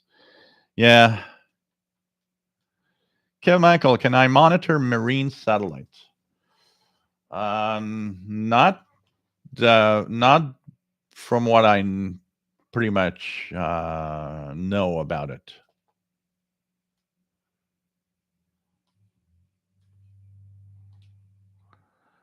What else do we have? Zen Pharaohs must have missed the Facebook poll. There are reasons to get the RSPDX, but when the HF Discovery is on sale, there are reasons to prefer that. It depends a lot on what you will do with it. My personal impressions of about, because like I'm using the HF Plus Discovery here, is I don't see much of a difference, and they both, for me, they both are the same performance.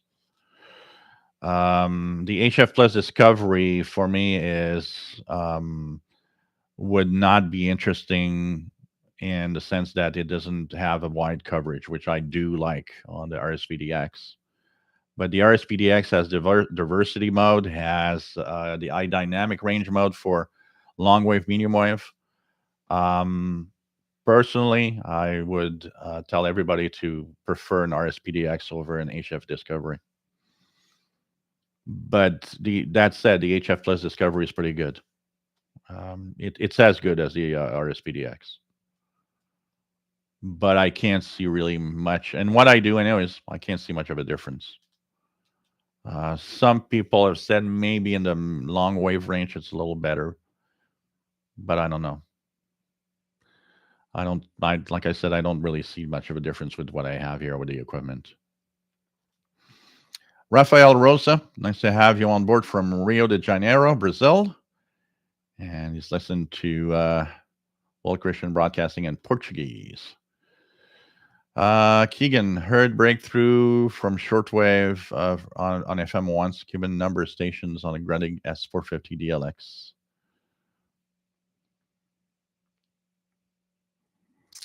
RJDA Dakota, also like my PL330, is the best value for any radio in its price range. But the XH data has a better selection of bandwidths, especially for AM on shortwave. Yeah, they're not all. It's funny how they're not all exactly, because they all use the same chip, and you would think that they all use the same bandwidth and selections, but it is true that each radio has a different selection that isn't exactly the same as the others. Take care, Art. See you Wednesday. Nice to have you here. Adesh Manar Ramkinson. Nice to have you on board from Trinidad in the Caribbean. What else? Let's try to get back down. JDA Dakota, my PL330 and D808 more or less complement each other. Question: Why can I get police and fire on UHF because digital changeover? Or what? Why can't I would guess? The problem is when they change their services. So, for example, here in the Montreal Police, that's what they did. Montreal Police changed to, because there's two keywords to remember on a VHF UHF range. For example, law enforcement, fire department, stuff like that. There's digital modes and there's digital with encryption. And that is where the wording needs to be. I got a lot of people that come back to me and say, I can't listen to the police, but it's in P25 and I got that on my radio and I still can't get it. Yeah, because it's encrypted P25. And that is where the wording needs to be well understood, is that it can be digital but open. That means, yeah, if you get one of those scanners that decodes these modes, you'll get the voice, you'll hear it, because they are only digital. But a lot of them go digital and encryption. That means you won't hear anything, and there's no decryption of that encryption. And actually, it's even illegal. Even here in Canada, for example, it would be illegal to sell any radio that would be capable of the removing the encryption of, say, the Montreal police. It is illegal to do so. So you're allowed to listen to what's in the clear and what's open, but you're not allowed to listen to encrypted signals that are not meant for you. So there's a lot of stuff going digital and encryption. So at that point, it's useless to buy a scanner radio. For a while, I thought about getting one of those, like those Whistler scanners or stuff like that decode different digital modes. But as time goes by, I kind of pretty much always say the same thing. Don't waste your money on one of those. Because even if some of the stuff you could listen today, you'll eventually lose that capability at some point, and you'll have a very expensive, you know, box that doesn't get a lot of stuff. And so I wouldn't buy any of those personally.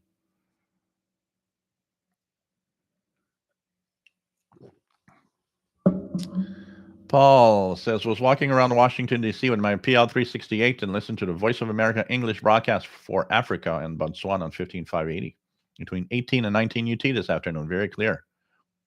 Yeah, usually that one comes in quite well here, for sure. Joshua, nice to have you on board. Been sick, just woke up from a nap, playing Shortwave in a long time. So it's been like new to me. Cool. Well, I hope you get better, my friend. Rafael Rosa, price of XH Data D808 in Brazil is very, very high now in AliExpress. So some of these are jumping sometimes. I saw one. You guys are gonna laugh. I saw one in. I saw one on Amazon, which was something like $225 or something. It's like I looked at it and was like, whoa. I hope no one gets screwed by that high price of that. Jim's Radio Check. Nice to have you here. What else do we have?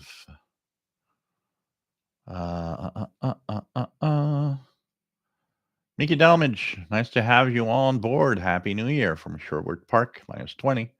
Here it's -13, almost -13 right now. -12.8. Andrea Pasta says HD radio, probably the most botched release I've seen in a while. Yeah, I guess.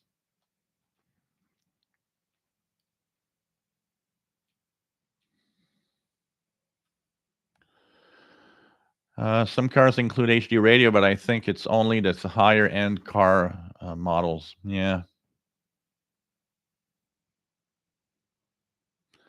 Keegan says on my dad W9 JEF's 2017 Chevrolet Volt car, use the aux input to listen to HD radio for my St. Jean. Cool.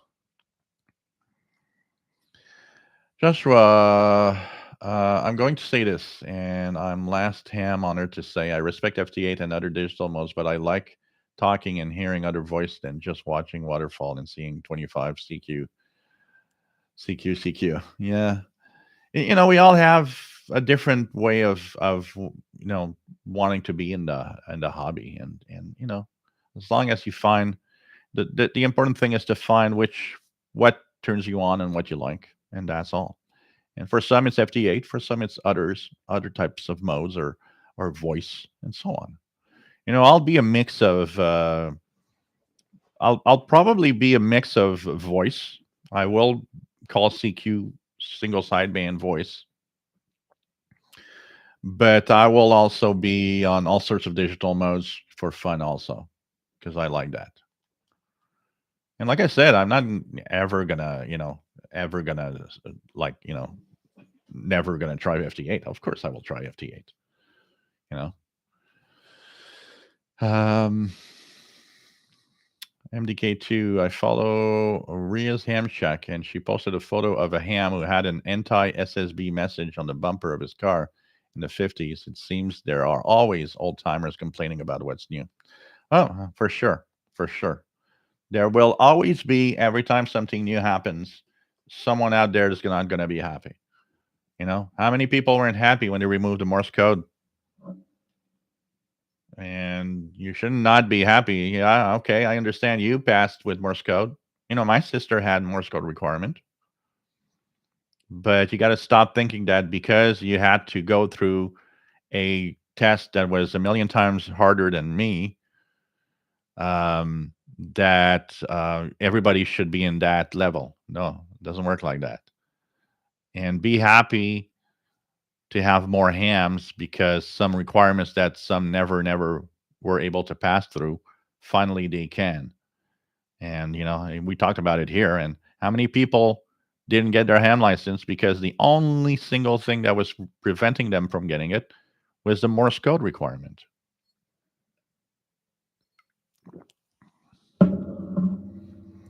William says very fun aspect of FT8 milliwatting, running 100 200 milliwatts on 60 meter, or for a bigger challenge 160.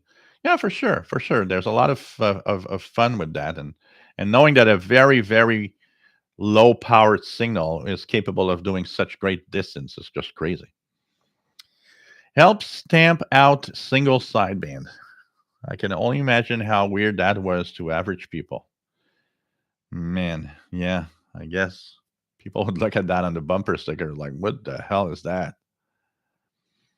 Christian Marcoux, PL330. What I mean is, after I do an ETM, I change to next station sometimes. It's not changing. I turn it again and then it works. Well, it's the encoder. It's either the encoder or the it could be just a little quirk in the way that it does it. But as long as it's just a minor thing like that, it's all right. But it is a great little radio, definitely. For price versus performance and features, it's just amazing. Harold Anderson, nice to have you on board from Norway, LB1NH. Um, what else do we have? David McCormick, can't wait for the first photos back from the James Webb telescope. Yep. Joshua is making coffee. David McCormick getting gander on 12051.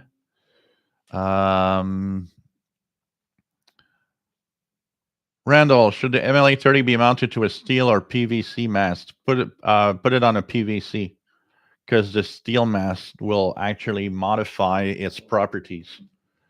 You should have it. I mean, you can have a steel mast, but that part where you're going to actually clamp it to the mast, that needs to be, wood, PVC, something that does not conduct.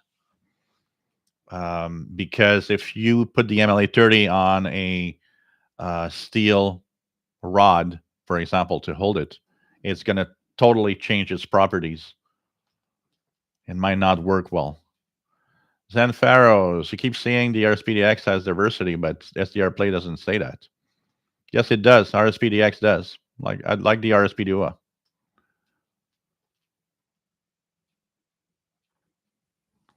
It is there. It is there on the RSPDX.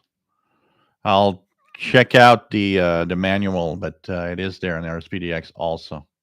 It's not just an RSP Duo thing.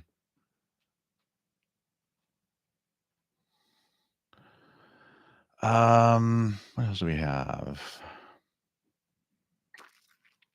Aerial imaging. What's the difference between RSPDX and the RSP1A aside from antenna inputs and the housing material?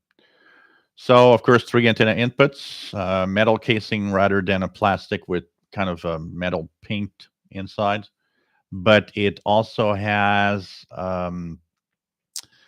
in the receiver has a high dynamic range mode, which RSP1A does not have. That can be turned on for low frequencies.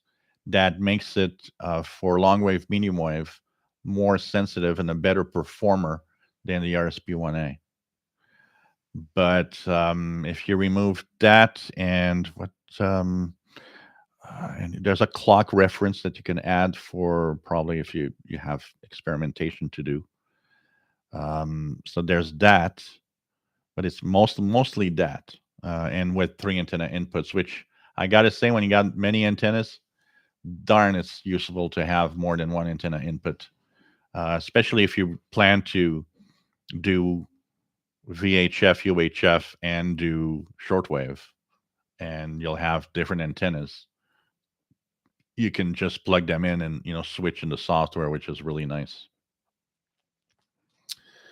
But the biggest new feature of the DX is that it's dynamic range mode that you can activate in the lower frequencies for better performance.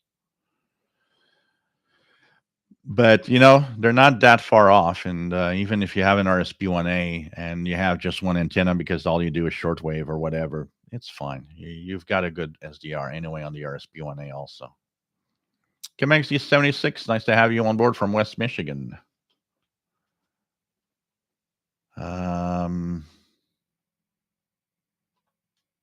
Joshua, birthday coming up. Got decided hiking gear or radio or RC cars. VT Radio, nice to have you here. Paul, AA1SU from Vermont, working the ARRL RTTY Roundup. So that's the contest with all the RTTY signals. St. Pharaohs, I definitely have times when I prefer the HF Plus Discovery for pulling out signals bearing in noise. The SDR Sharp noise tools are way more flexible than SDR Uno. SDR Uno tools are pretty good too, honestly. But I would say if there is a reason to use to buy an HF Plus Discovery, that reason would lie on the fact that SDR Sharp has so many plugins, and that definitely would be a reason to get an HF Plus Discovery over the SDR Play devices for the plugins. As the SDR Uno software is coming with more and more plugins over time. They've started to have plugins, but is far from what the SDR Sharp software can actually do. You have even plugins on SDR Sharp for digital modes that we were talking about for the VHF, UHF range. So things like that I need to play with that actually. And that is definitely a something that would make you want to change to or get a HF Plus Discovery, which is sad because one of the reasons I don't like the AirSpy stuff is because I don't like a company that doesn't play fair, and they don't. The only reason that SDR Play devices like RSPDX and so on are not working with SDR Sharp is the simple. It's just simply because AirSpy refuses to give access to SDR Sharp to it, which for me is kind of not playing nice. And if you believe that the AirSpy HF Plus Discovery is such a good device, why are you afraid of the competition? You should embrace the competition, not be afraid of it. It's almost as if I would say here that I don't want anybody talking about their YouTube channels ever. No, I'm not in competition with anyone. We all have stuff to talk about. I'm happy to talk about your YouTube channels. Um, I like fair play. Fair play is where it is. And, add the fact that from what I've heard, the temper of the person that is around the AirSpy stuff is very bad, and that treats people like trash. All of that together tells me that I purchased an HF Plus Discovery because I have a YouTube channel that talks about radio and wanted to have an opinion that I can base on something that I actually use. But I can also say that it is the last AirSpy stuff that I will ever buy based on other factors, including not really being fair play and playing nice.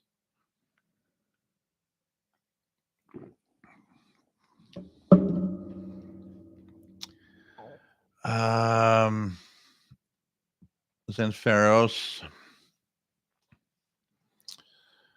I read about bandwidth. The RSPDX has a lot more bandwidth available. Yep, absolutely. Chill Guppy. Were you planning to take ham exam, or and how did it go? Yeah, I took my exam. I'm Victor Echo 2 Zulu Zulu India now. Went very very well. Actually, somebody asked me also, and I think I forgot to answer that question a while back, about online exam, and where did I pass my online exam. So I believe in pretty much every country um, right now, you have in a lot of countries, like not every country, but in many countries right now, because your ham license, you have to pass it in your country. So here I'm in Canada, so of course I had to pass my exam with a Canadian examiner. But I believe in the US there are online examiners also. So the idea is you got to find who does it online. There are a lot of examiners, but most of them still are you got to go somewhere and pass an exam uh, with that person in a room somewhere. But the online exam is possible in many cases, but you'll have to search.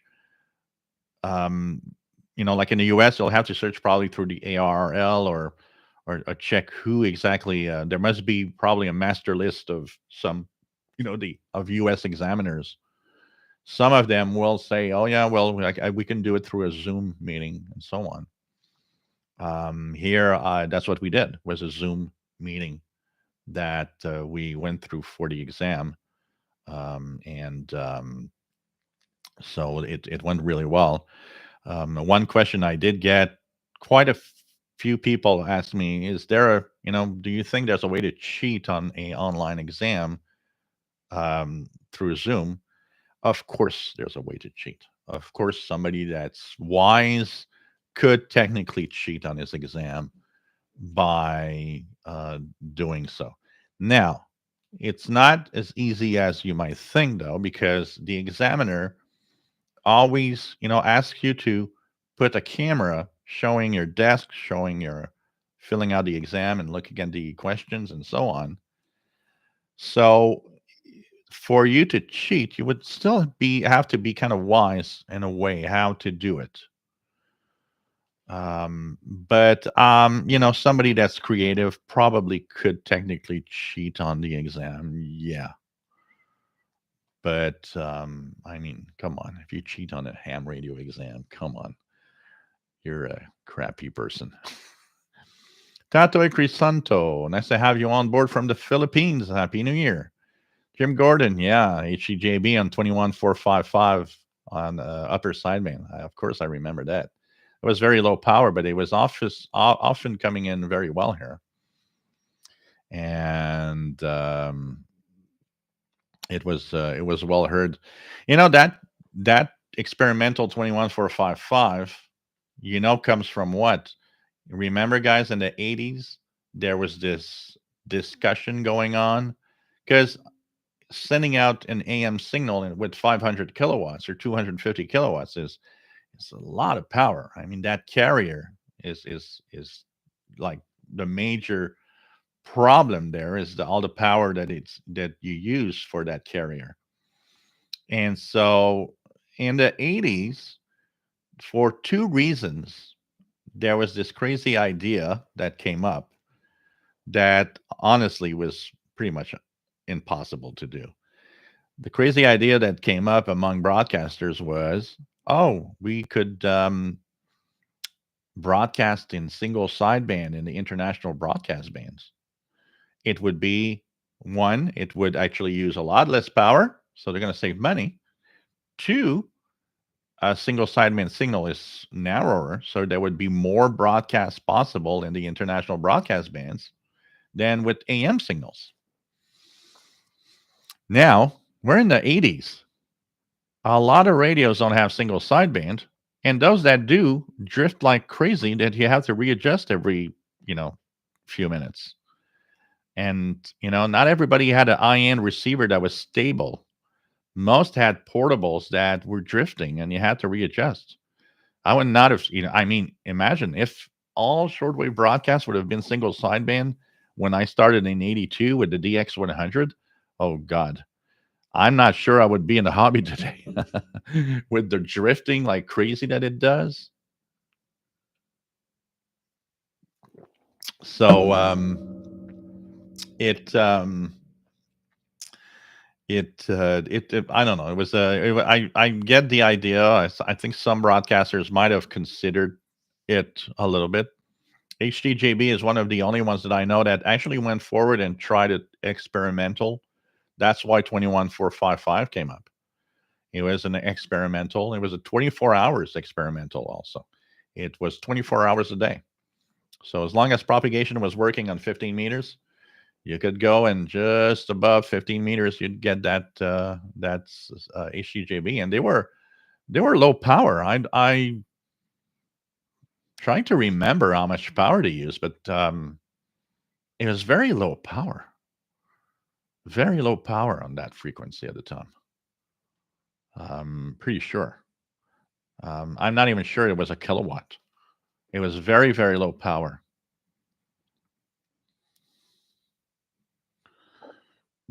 What else do we have? Mad Max 2069, nice to have you on board.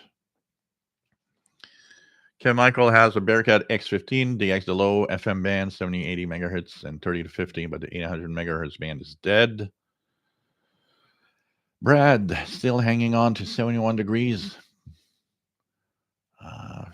Frank Ireland emailed Ethon to check on Ethon satellite. They are answered saying it was still going to be released likely Q2 2022. Yeah, but the problem is a lot of people are speculating with that. Pretty much everybody is convinced it never will come out. For many reasons. One is I believe that is a unnecessary expensive radio that is not necessarily going to sell that much. That's my opinion, by the way. But a lot of the reading I've been going through on the like the World of Radio group, where people are sharing information, there are tidbits here and there that they've been taking out of the announcements and the information they're getting. Almost everybody's convinced it's never going to come out. We'll see. We'll see what happens. Who knows? Somebody asked me, what do I think about what new radios will come out in 2022? I think it's the first year ever that we don't really have any announcements of anything new coming out.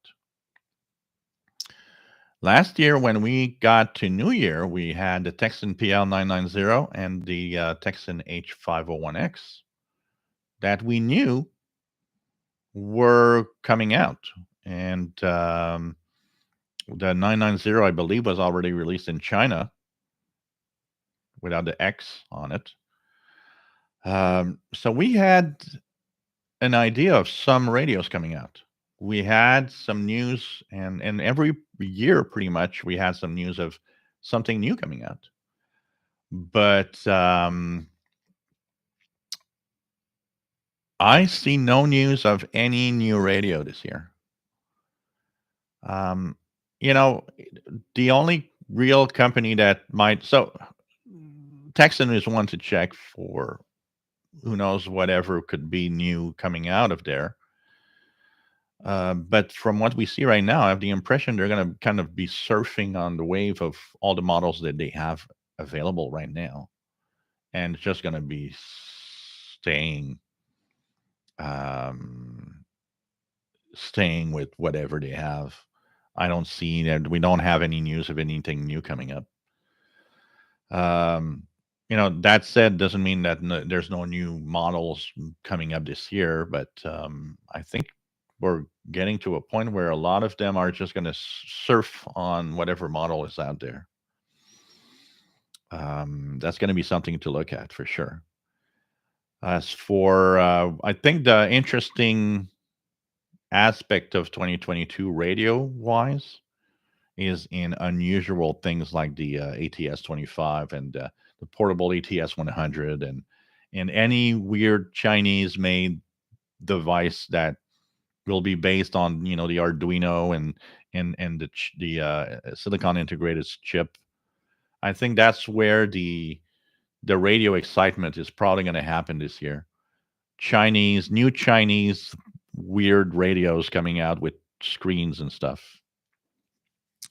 I think that's what we'll be looking at this year, much more than major manufacturers releasing new stuff. I'd like to know one thing is that um,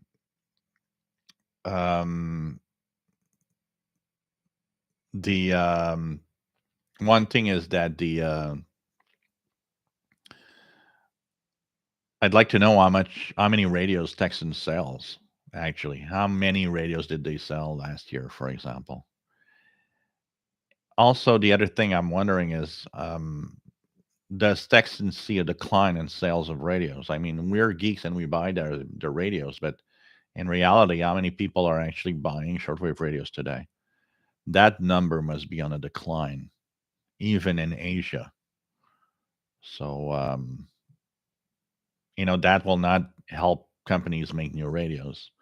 They're just going to surf on, well, we got these models. As long as people buy them, we're going to continue manufacturing these and stay with what we have now.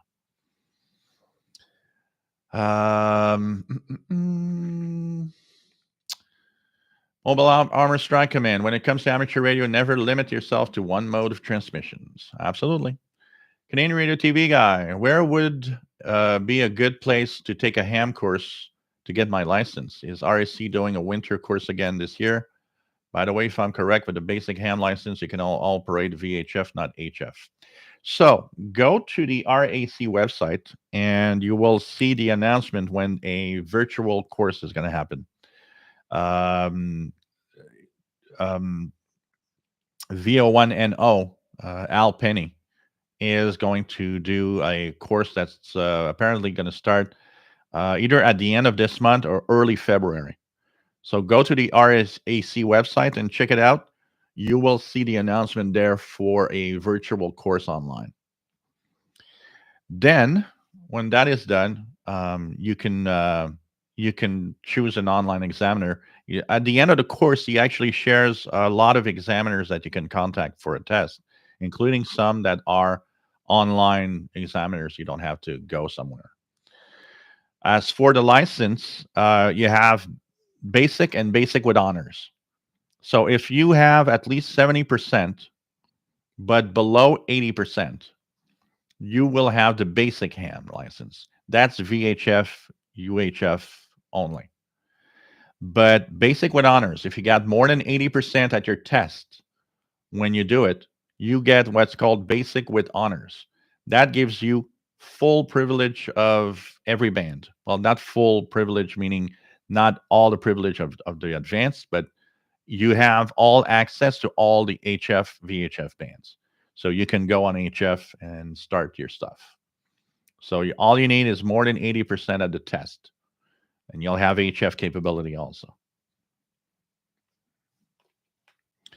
JD Dakota, that's why there's so few ham side, because of all the restrictions and requirements. Yep. Just radio check. WGN radio is now on its 100th year. Wow. Jim Gordon, recently VOA Botswana 17885 is coming in much stronger here in Scotland than 15580. Yeah, it could be the way that the bearing, what bearing they're also sending a signal to, which part of Africa they're broadcasting.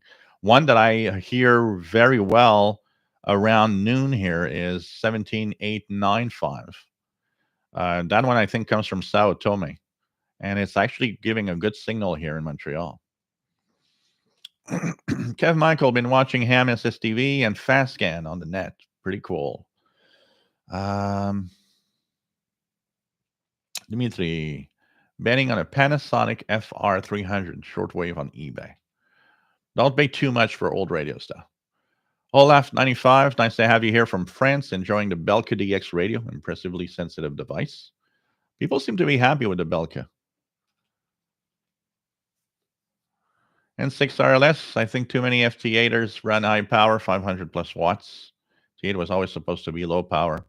Yeah, most people run low, but there probably are some out there that definitely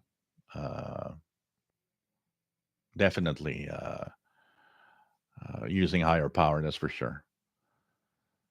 Dan Robinson, nice to have you here. Checking in late. Good show as usual. Latest acquisition here, Bearcat DX1000. Never a truly great radio, but a hell of a looker. Some of these radios, sometimes they're like, not. There's radios that you look at and are so sexy, and they're not the best radio out there. You know that it performs okay, nothing more, but they're just so sexy to look at that just like, I want one. I want one. So congrats on the new acquisition, Dan. Cool, Joshua. Fun to be here, and I hope a lot of people are having fun. Vince, emergency action messages on 8992 at 2210 UT.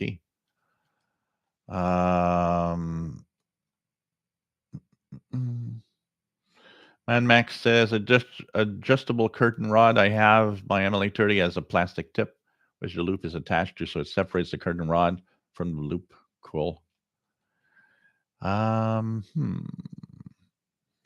Wanted to stay up yesterday, and oh yeah, Zen Pharaohs, I might be mixing up something here. Now that you mention it, with the RSP Duo has dual tuners. You're right. I might be mixing up in my head the reception stuff of the RSPDX. Yesterday, so I was saying yesterday, I tried to stay up until 2 a.m. to try to get the KJJR test on 880 kilohertz, which I doubt I would hear, because here 880 kilohertz is dominated by WCBS New York.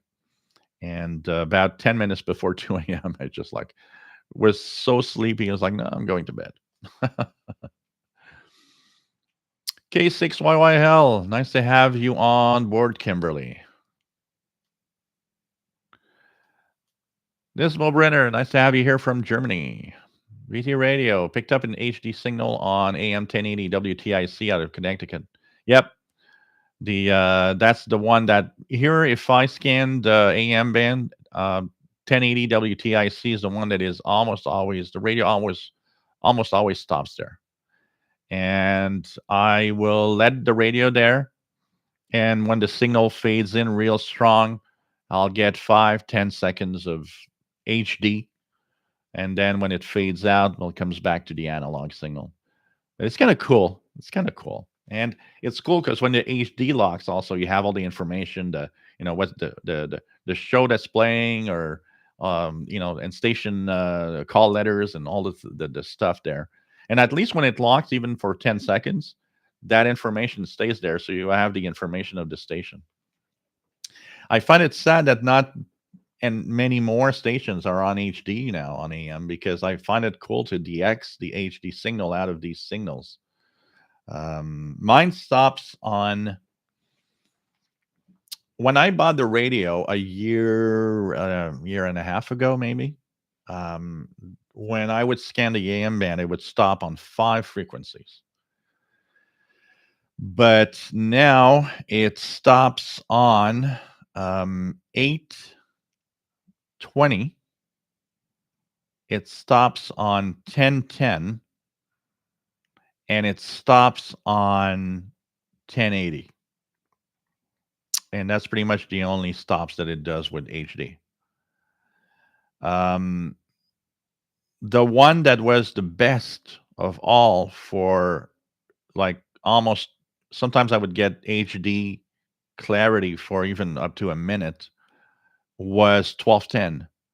1210, when I bought the radio, 1210 was HD, and it was really the best for HD radio listening. It would lock on and stay there for up to a minute at times, which was really cool. But it doesn't stop anymore, so I guess they turned off the HD on that signal. That's the station in I don't remember the call letters, but it's the one in Philadelphia, I believe. Chilligape, just reach out to your local examiner. Get it from IC website in Canada. Many would conduct that via online meeting. No point cheating. Why someone would cheat? Yep, you know. Um,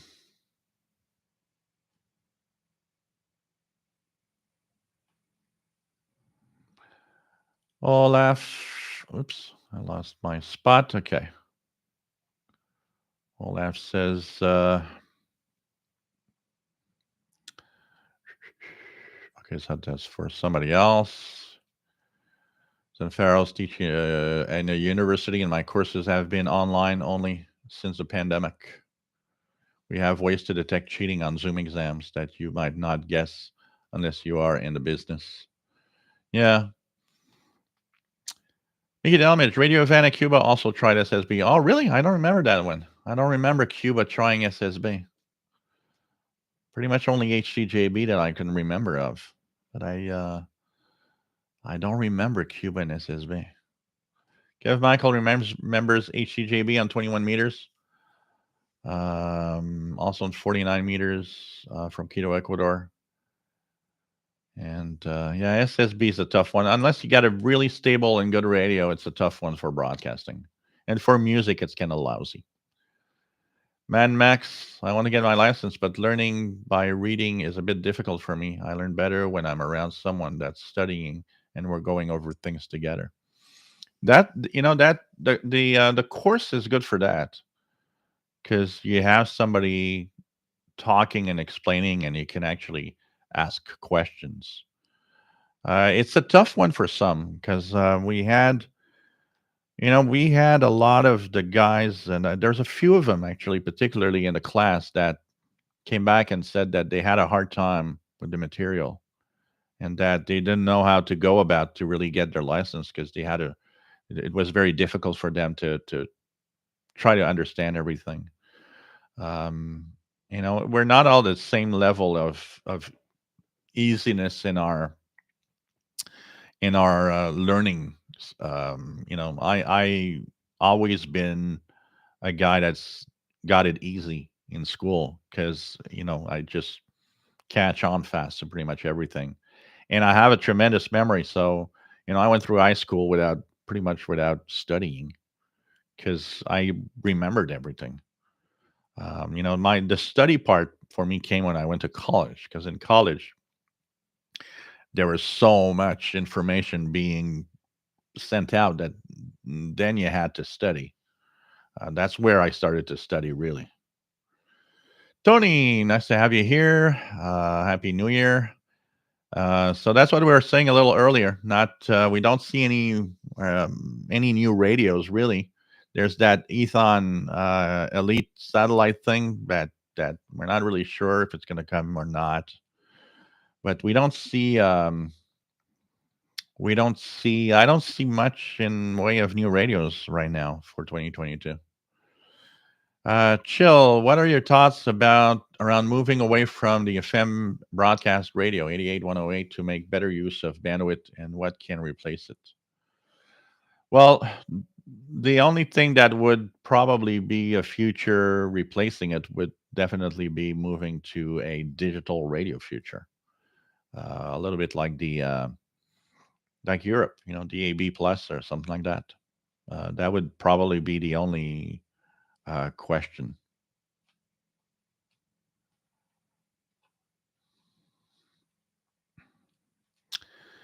What else do we have? Vince 8764 upper sideband, very clear in de montagne. That's the weather station out of Chesapeake, Virginia. Kev Michael, why are they making new shortwave radios without SSB mode? Because there are pretty much two types of listeners out there, and the there's people that just listen to shortwave for the broadcasts, so the international broadcasts. Actually, there was a poll.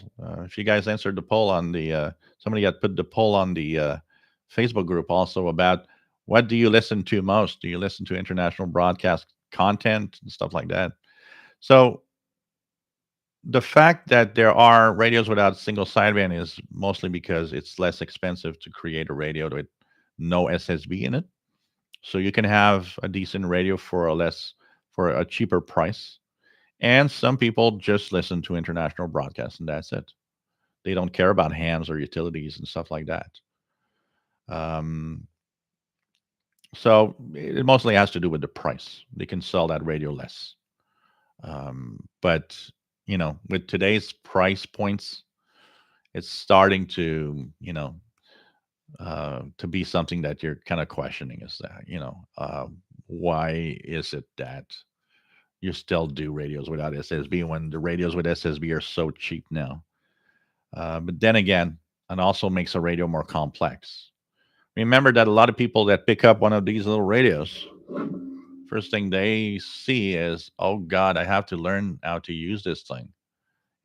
For some of us, it might almost be like, really? You need to learn how to use this? Yeah, a lot of people need to.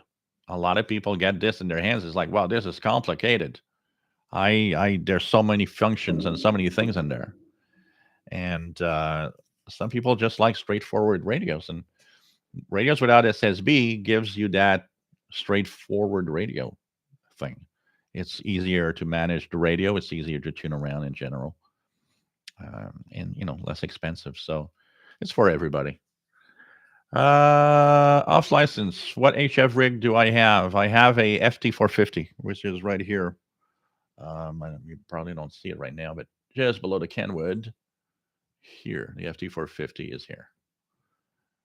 That's what I'm using. It's going to actually be positioned maybe on the table on the back here this week, so I can have a better use of it because it's taking too much space anyways here on my main table that I work.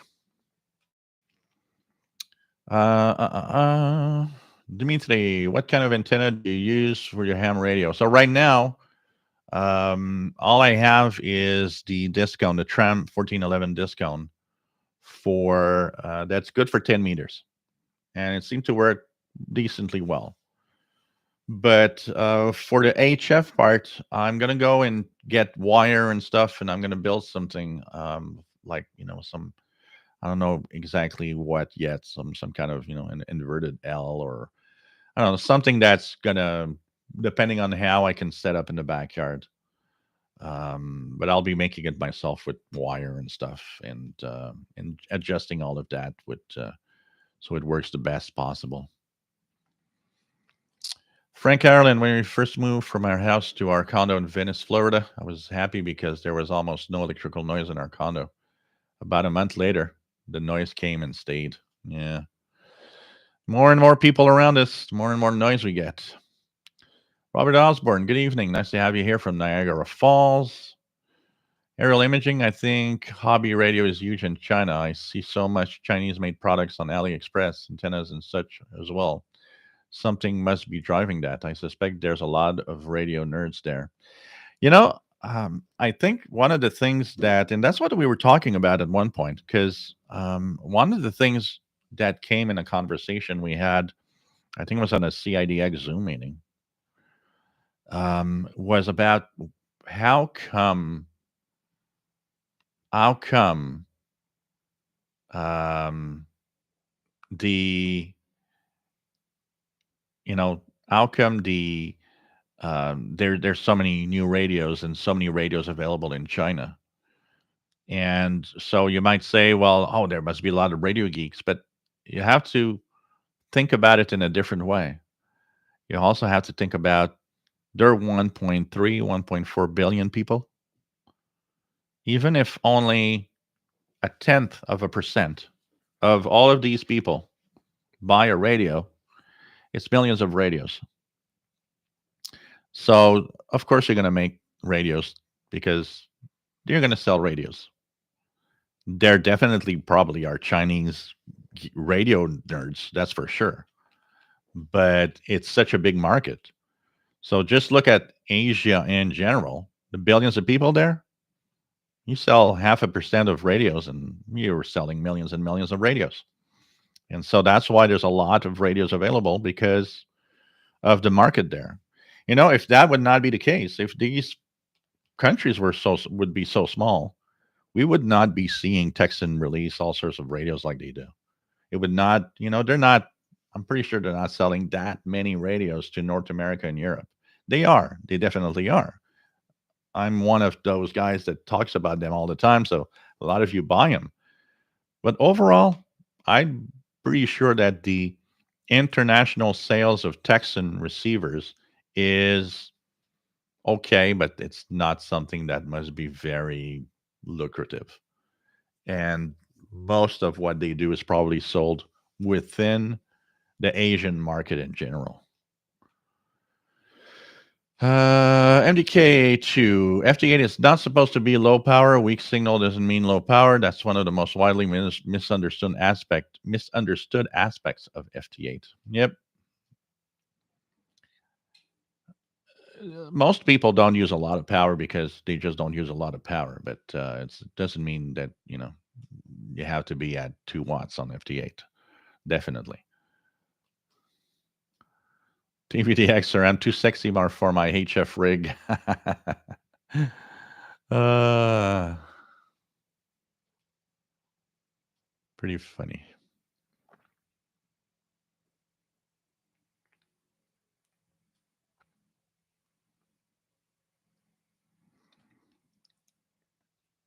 Joshua hearing something on 8891. Yeah, that's a aeronautical frequency. 8891, I believe, is either New York or Gander, one of the two air traffic controls on the East Coast. Solitary radio listener. Nice to have you on board from Southern Illinois.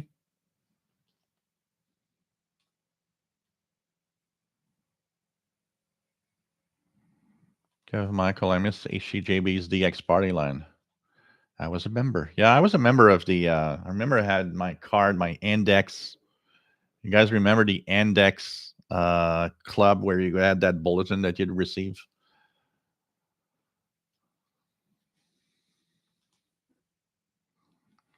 Yeah, I mean, comparing it with the RSPDO. Yeah, that would be an interesting thing.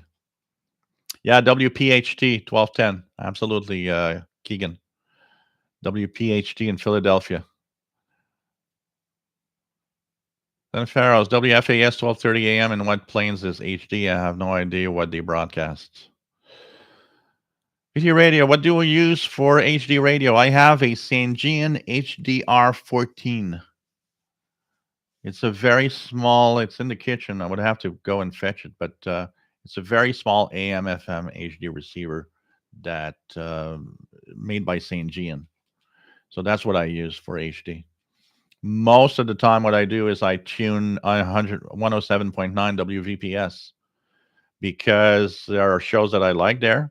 But when there's nothing interesting for me, what I do is I tune HD3, which gives me the 24 hours BBC World Service feed, which I enjoyed listening through the HD3 outlet on 107.9.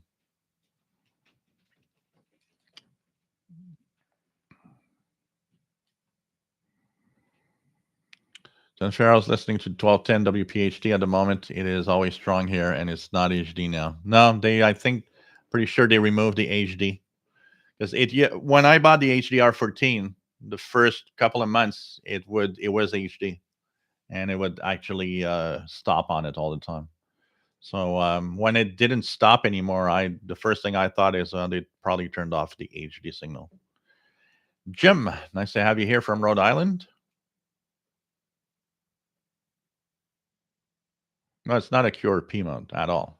That's for sure for FT8.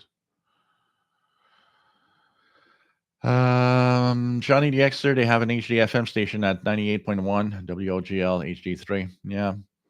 A lot of what's happening with HD, and that's why I guess a lot are turning it off on AM. And that's the big problem is a lot of those stations have a FM sister station. So what they do instead is they turn it off on AM, but they put it on their FM outlet instead.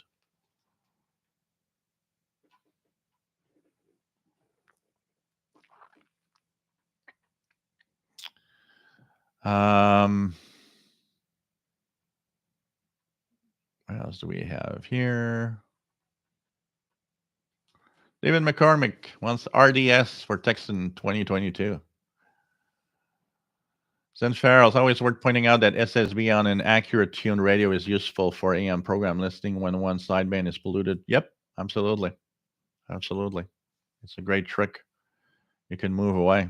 I use that all the time when I listen to one of the best signals that I have from the BBC here on shortwave is the 0500 UTC on 6005 kilohertz. But the problem, we do have very strong Cuba on 6000. So I use that trick all the time on 6005, put myself in upper sideband to remove, to move away technically from Cuba. Even though it's not perfect because Cuba is really strong, it does give me enough to listen to the program at the BBC. Dwight recently purchased the Redicus TR618 for $37. Uses D-size battery. You can get some shortwave stations. I use it to carry around the property, and if something bad happens to it, I won't cry. Yeah, still like the like the ads for the Reticus radios where you see elderly people and they say it's an radio for the elderly. Voislav, if you plan to experiment with wire antenna transmitting, you really want to have a nano VNA or similar instrument. Trust me. Zenfaro, speaking of 7850 earlier, well, now there is amazing impulse noise killing everything from 7550 to 7950. You're not kidding about the noise these days. Yep. Dwight, his go-to radios are PL330 and PL680.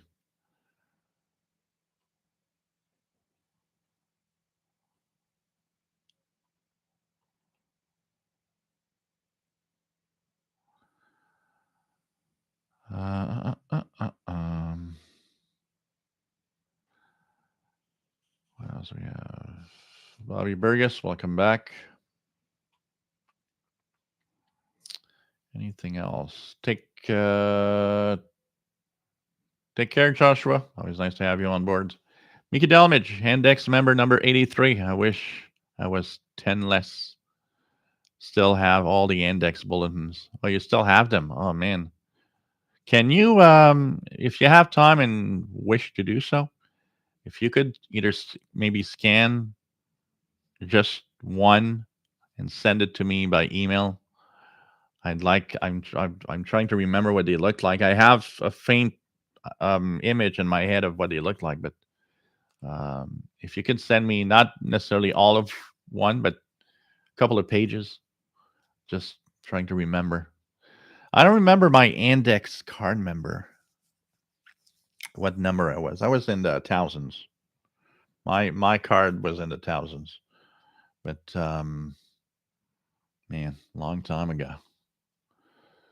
I still have here. I saw the other day a frame in which I have my HCJB interval signal contest score and diploma that I had framed from HCJB back in the days. Oh man, so crazy. Thomas Kitts, nice to have you on board from North Michigan, deep in the snow.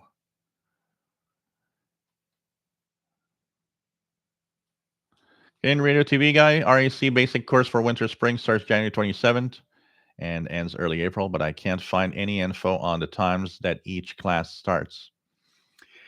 It if it's the same as my course, the class was on Thursday nights, was on Thursday and Sunday. The Thursday one was at 0 hours Universal Time, and the Sunday one was at 18 hours Universal Time. And roughly, most of them lasted between 2 and 3 hours, 3 hours and a half. So if you do have, you're in the West, so you have to match those times to see if it. But if he does continue with the same schedule, that's what it was. It was uh, Thursday nights or Thursday at 0 UT, which was here was at 7 p.m. Eastern. So it'll be like 5 or 4 p.m. in the West Coast. And the Sunday one was 1 p.m. Eastern, so it was like maybe 11 or 10 or 11 a.m. in the West. So that's if it continues the same with the same schedule. Jason, is it possible for 3 large exhaust and intake fans to produce RF noise? They are outside my window and range from 20 feet to 40 feet away on top of a next door restaurant. Anything that is, electric can technically create noise. So fans, yes, can generate noise. Restaurants could be generating noise for all with a lot of different things. The lighting systems, if it's a big restaurant that has these neon signs, these are crazy noise producers. So there's a lot of things that a restaurant can be running that actually creates tons of noise. Robert Cross been thinking what going to happen in the future. I'm scared of this switch off all radio stations on medium wave, long wave, and shortwave. I wish they should leave things alone. I think we don't have to worry about the switch off of shortwave for a very long time. And now that said, I believe there's still going to be shortwave broadcasts 50 years from now. It's just that they're going to be very focused to specific areas around the world. There will never be a totally extinct shortwave. I don't believe that. But it'll be more focused and very specific. So, Canadian Radio TV Guy, when I click for more info, it just says page not found 404. Okay. Let me check it out here just out of curiosity. Radio Amateurs of Canada. I think it's RAC.ca, right? Yep. So, let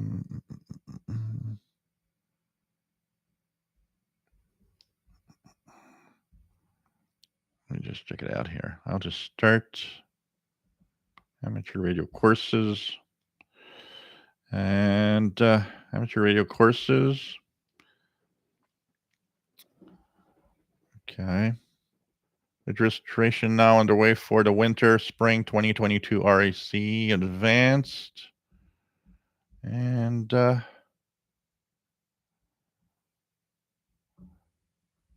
radio, because there's trying to see here if I get any information.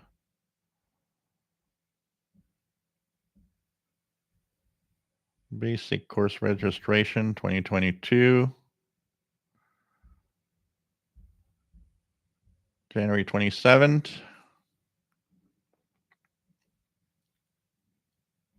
And registration is here. Okay, for complete information about the course, click here. Yeah, it's a page not found, error. So it doesn't, the link doesn't work.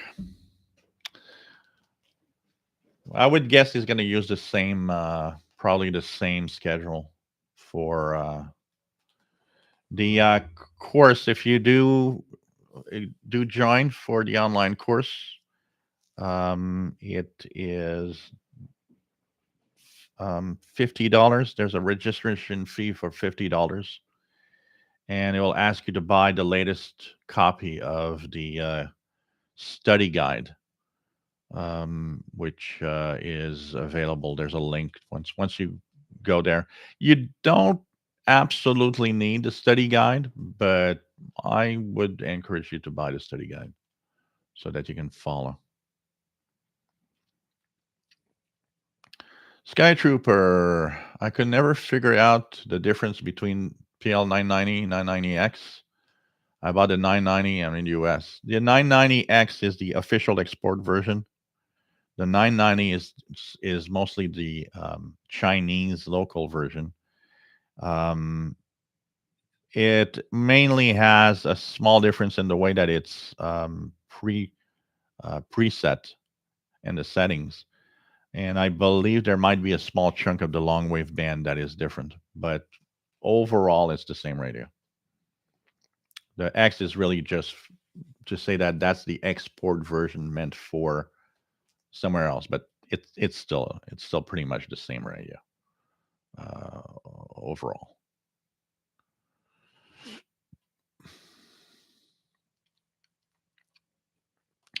Hey, John McClure.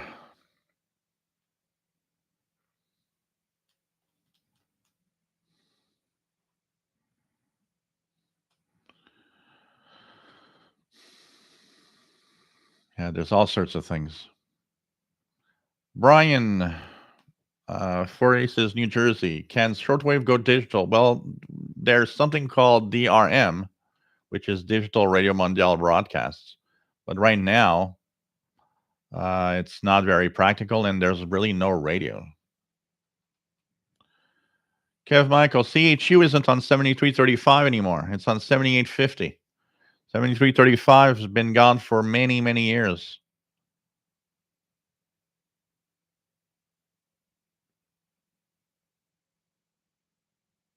Okay, yeah, that's the same. I think that's the same schedule they had. I said 7 p.m. I think it's 6 p.m. on Thursday. Yeah, I said 7, but I think it's 6. Yeah, yeah, I think that's the same schedule exactly. So if you can have time, just register, and it's given by a guy VO1NO Al Penny. He's in Newfoundland. And bonsoir, Christian. À la prochaine. Nice to have you on board as usual. So you can follow that, and they're going to ask you to buy the study guide to follow. So yeah, like I said, Kev, CHU is on 7850, not 7335. WR, nice to have you here from Poland. 9690 has interval signal. And so we are here and checking out. So hey guys, we've been on for 3 hours. I'm going to take it easy for the rest of the night. Sky Trooper, never been able to pick up anything on USB. I must be doing something wrong. Actually, it's really a question of knowing where to listen for the stuff, utility signals, and so on. Go to the amateur radio bands. You'll be able to tune around. 14 megahertz and above is the USB, and on the ham bands it's LSB or lower sideband on below 14 megahertz. One exception to the rule: 60 meters on 5 megahertz, which is upper sideband. Check online schedules for if you want to practice. The best way to practice for single sideband, look online schedules and search for those marine weather stations, and practice tuning them. You'll get stuff. You'll get stuff for sure. So yep, CHU is actually on 3 frequencies. They're on 3330, 7850, and 14670. These are the three main frequencies of CHU. So, hey, take care. Kiev, why some radios have part of the frequency range missing on long wave and shortwave? That has to do with the way that it was designed mostly. Depending on the design of the radio, they're sometimes missing parts of the spectrum. It depends on the radio and the way that they designed it simply.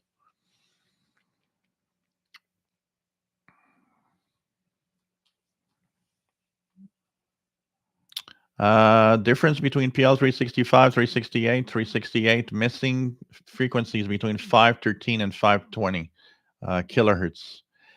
Um, I will, I'm going to check it out. I believe it is missing only when you are in a certain, because when you have the PL 368, you have the European spacing for AM, which is 9 kilohertz. You have North American spacing for AM, 10 kilohertz. I'm don't know on the PL368, but I know that on many Texan receivers, that 513 to 520 missing spot turns on when you are on 10 kilohertz spacing instead of 9 kilohertz spacing. I'm going to check it out, and I'm going to try to. I'll make a video about it because there are a few Texan receivers that's the only thing, is that the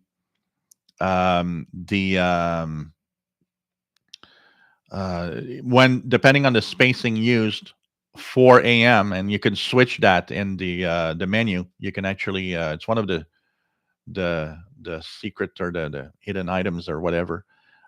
You can switch between one or the other, and I believe one gives you access to that missing spot. I'll have to check it to make sure. Maybe it could be missing, but I know a few Texan receivers that you have to do that to get access to that small chunk of spectrum. Thanks, Mickey. I'm looking forward to checking out the Andes uh, stuff. So take care, my friends. Stay safe. Always nice to have you on board, and always cool to have you here, guys. Stay safe. And Zen Pharaohs, I just checked my PL330, which is set to 10 kilohertz. Medium wave stops at 513. Don't know about the 9 kilohertz. Yeah, try to switch it. There was one that changed. There was one that changed.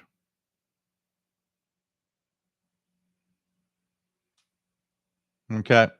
It's possible that there is a little missing spot there. That's not impossible. I know that some radios have that little missing spot.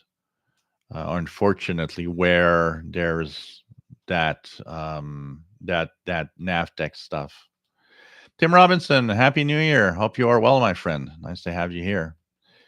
So take care, my friends. Stay safe, and we're going to be back on Wednesday, North American time, at 7 p.m. Eastern. That's Thursday for most people at 0 hours UTC. So take care, stay safe, and see you then. Hope that you enjoyed the show today. And see you on Wednesday or next Saturday. Take care. Bye bye.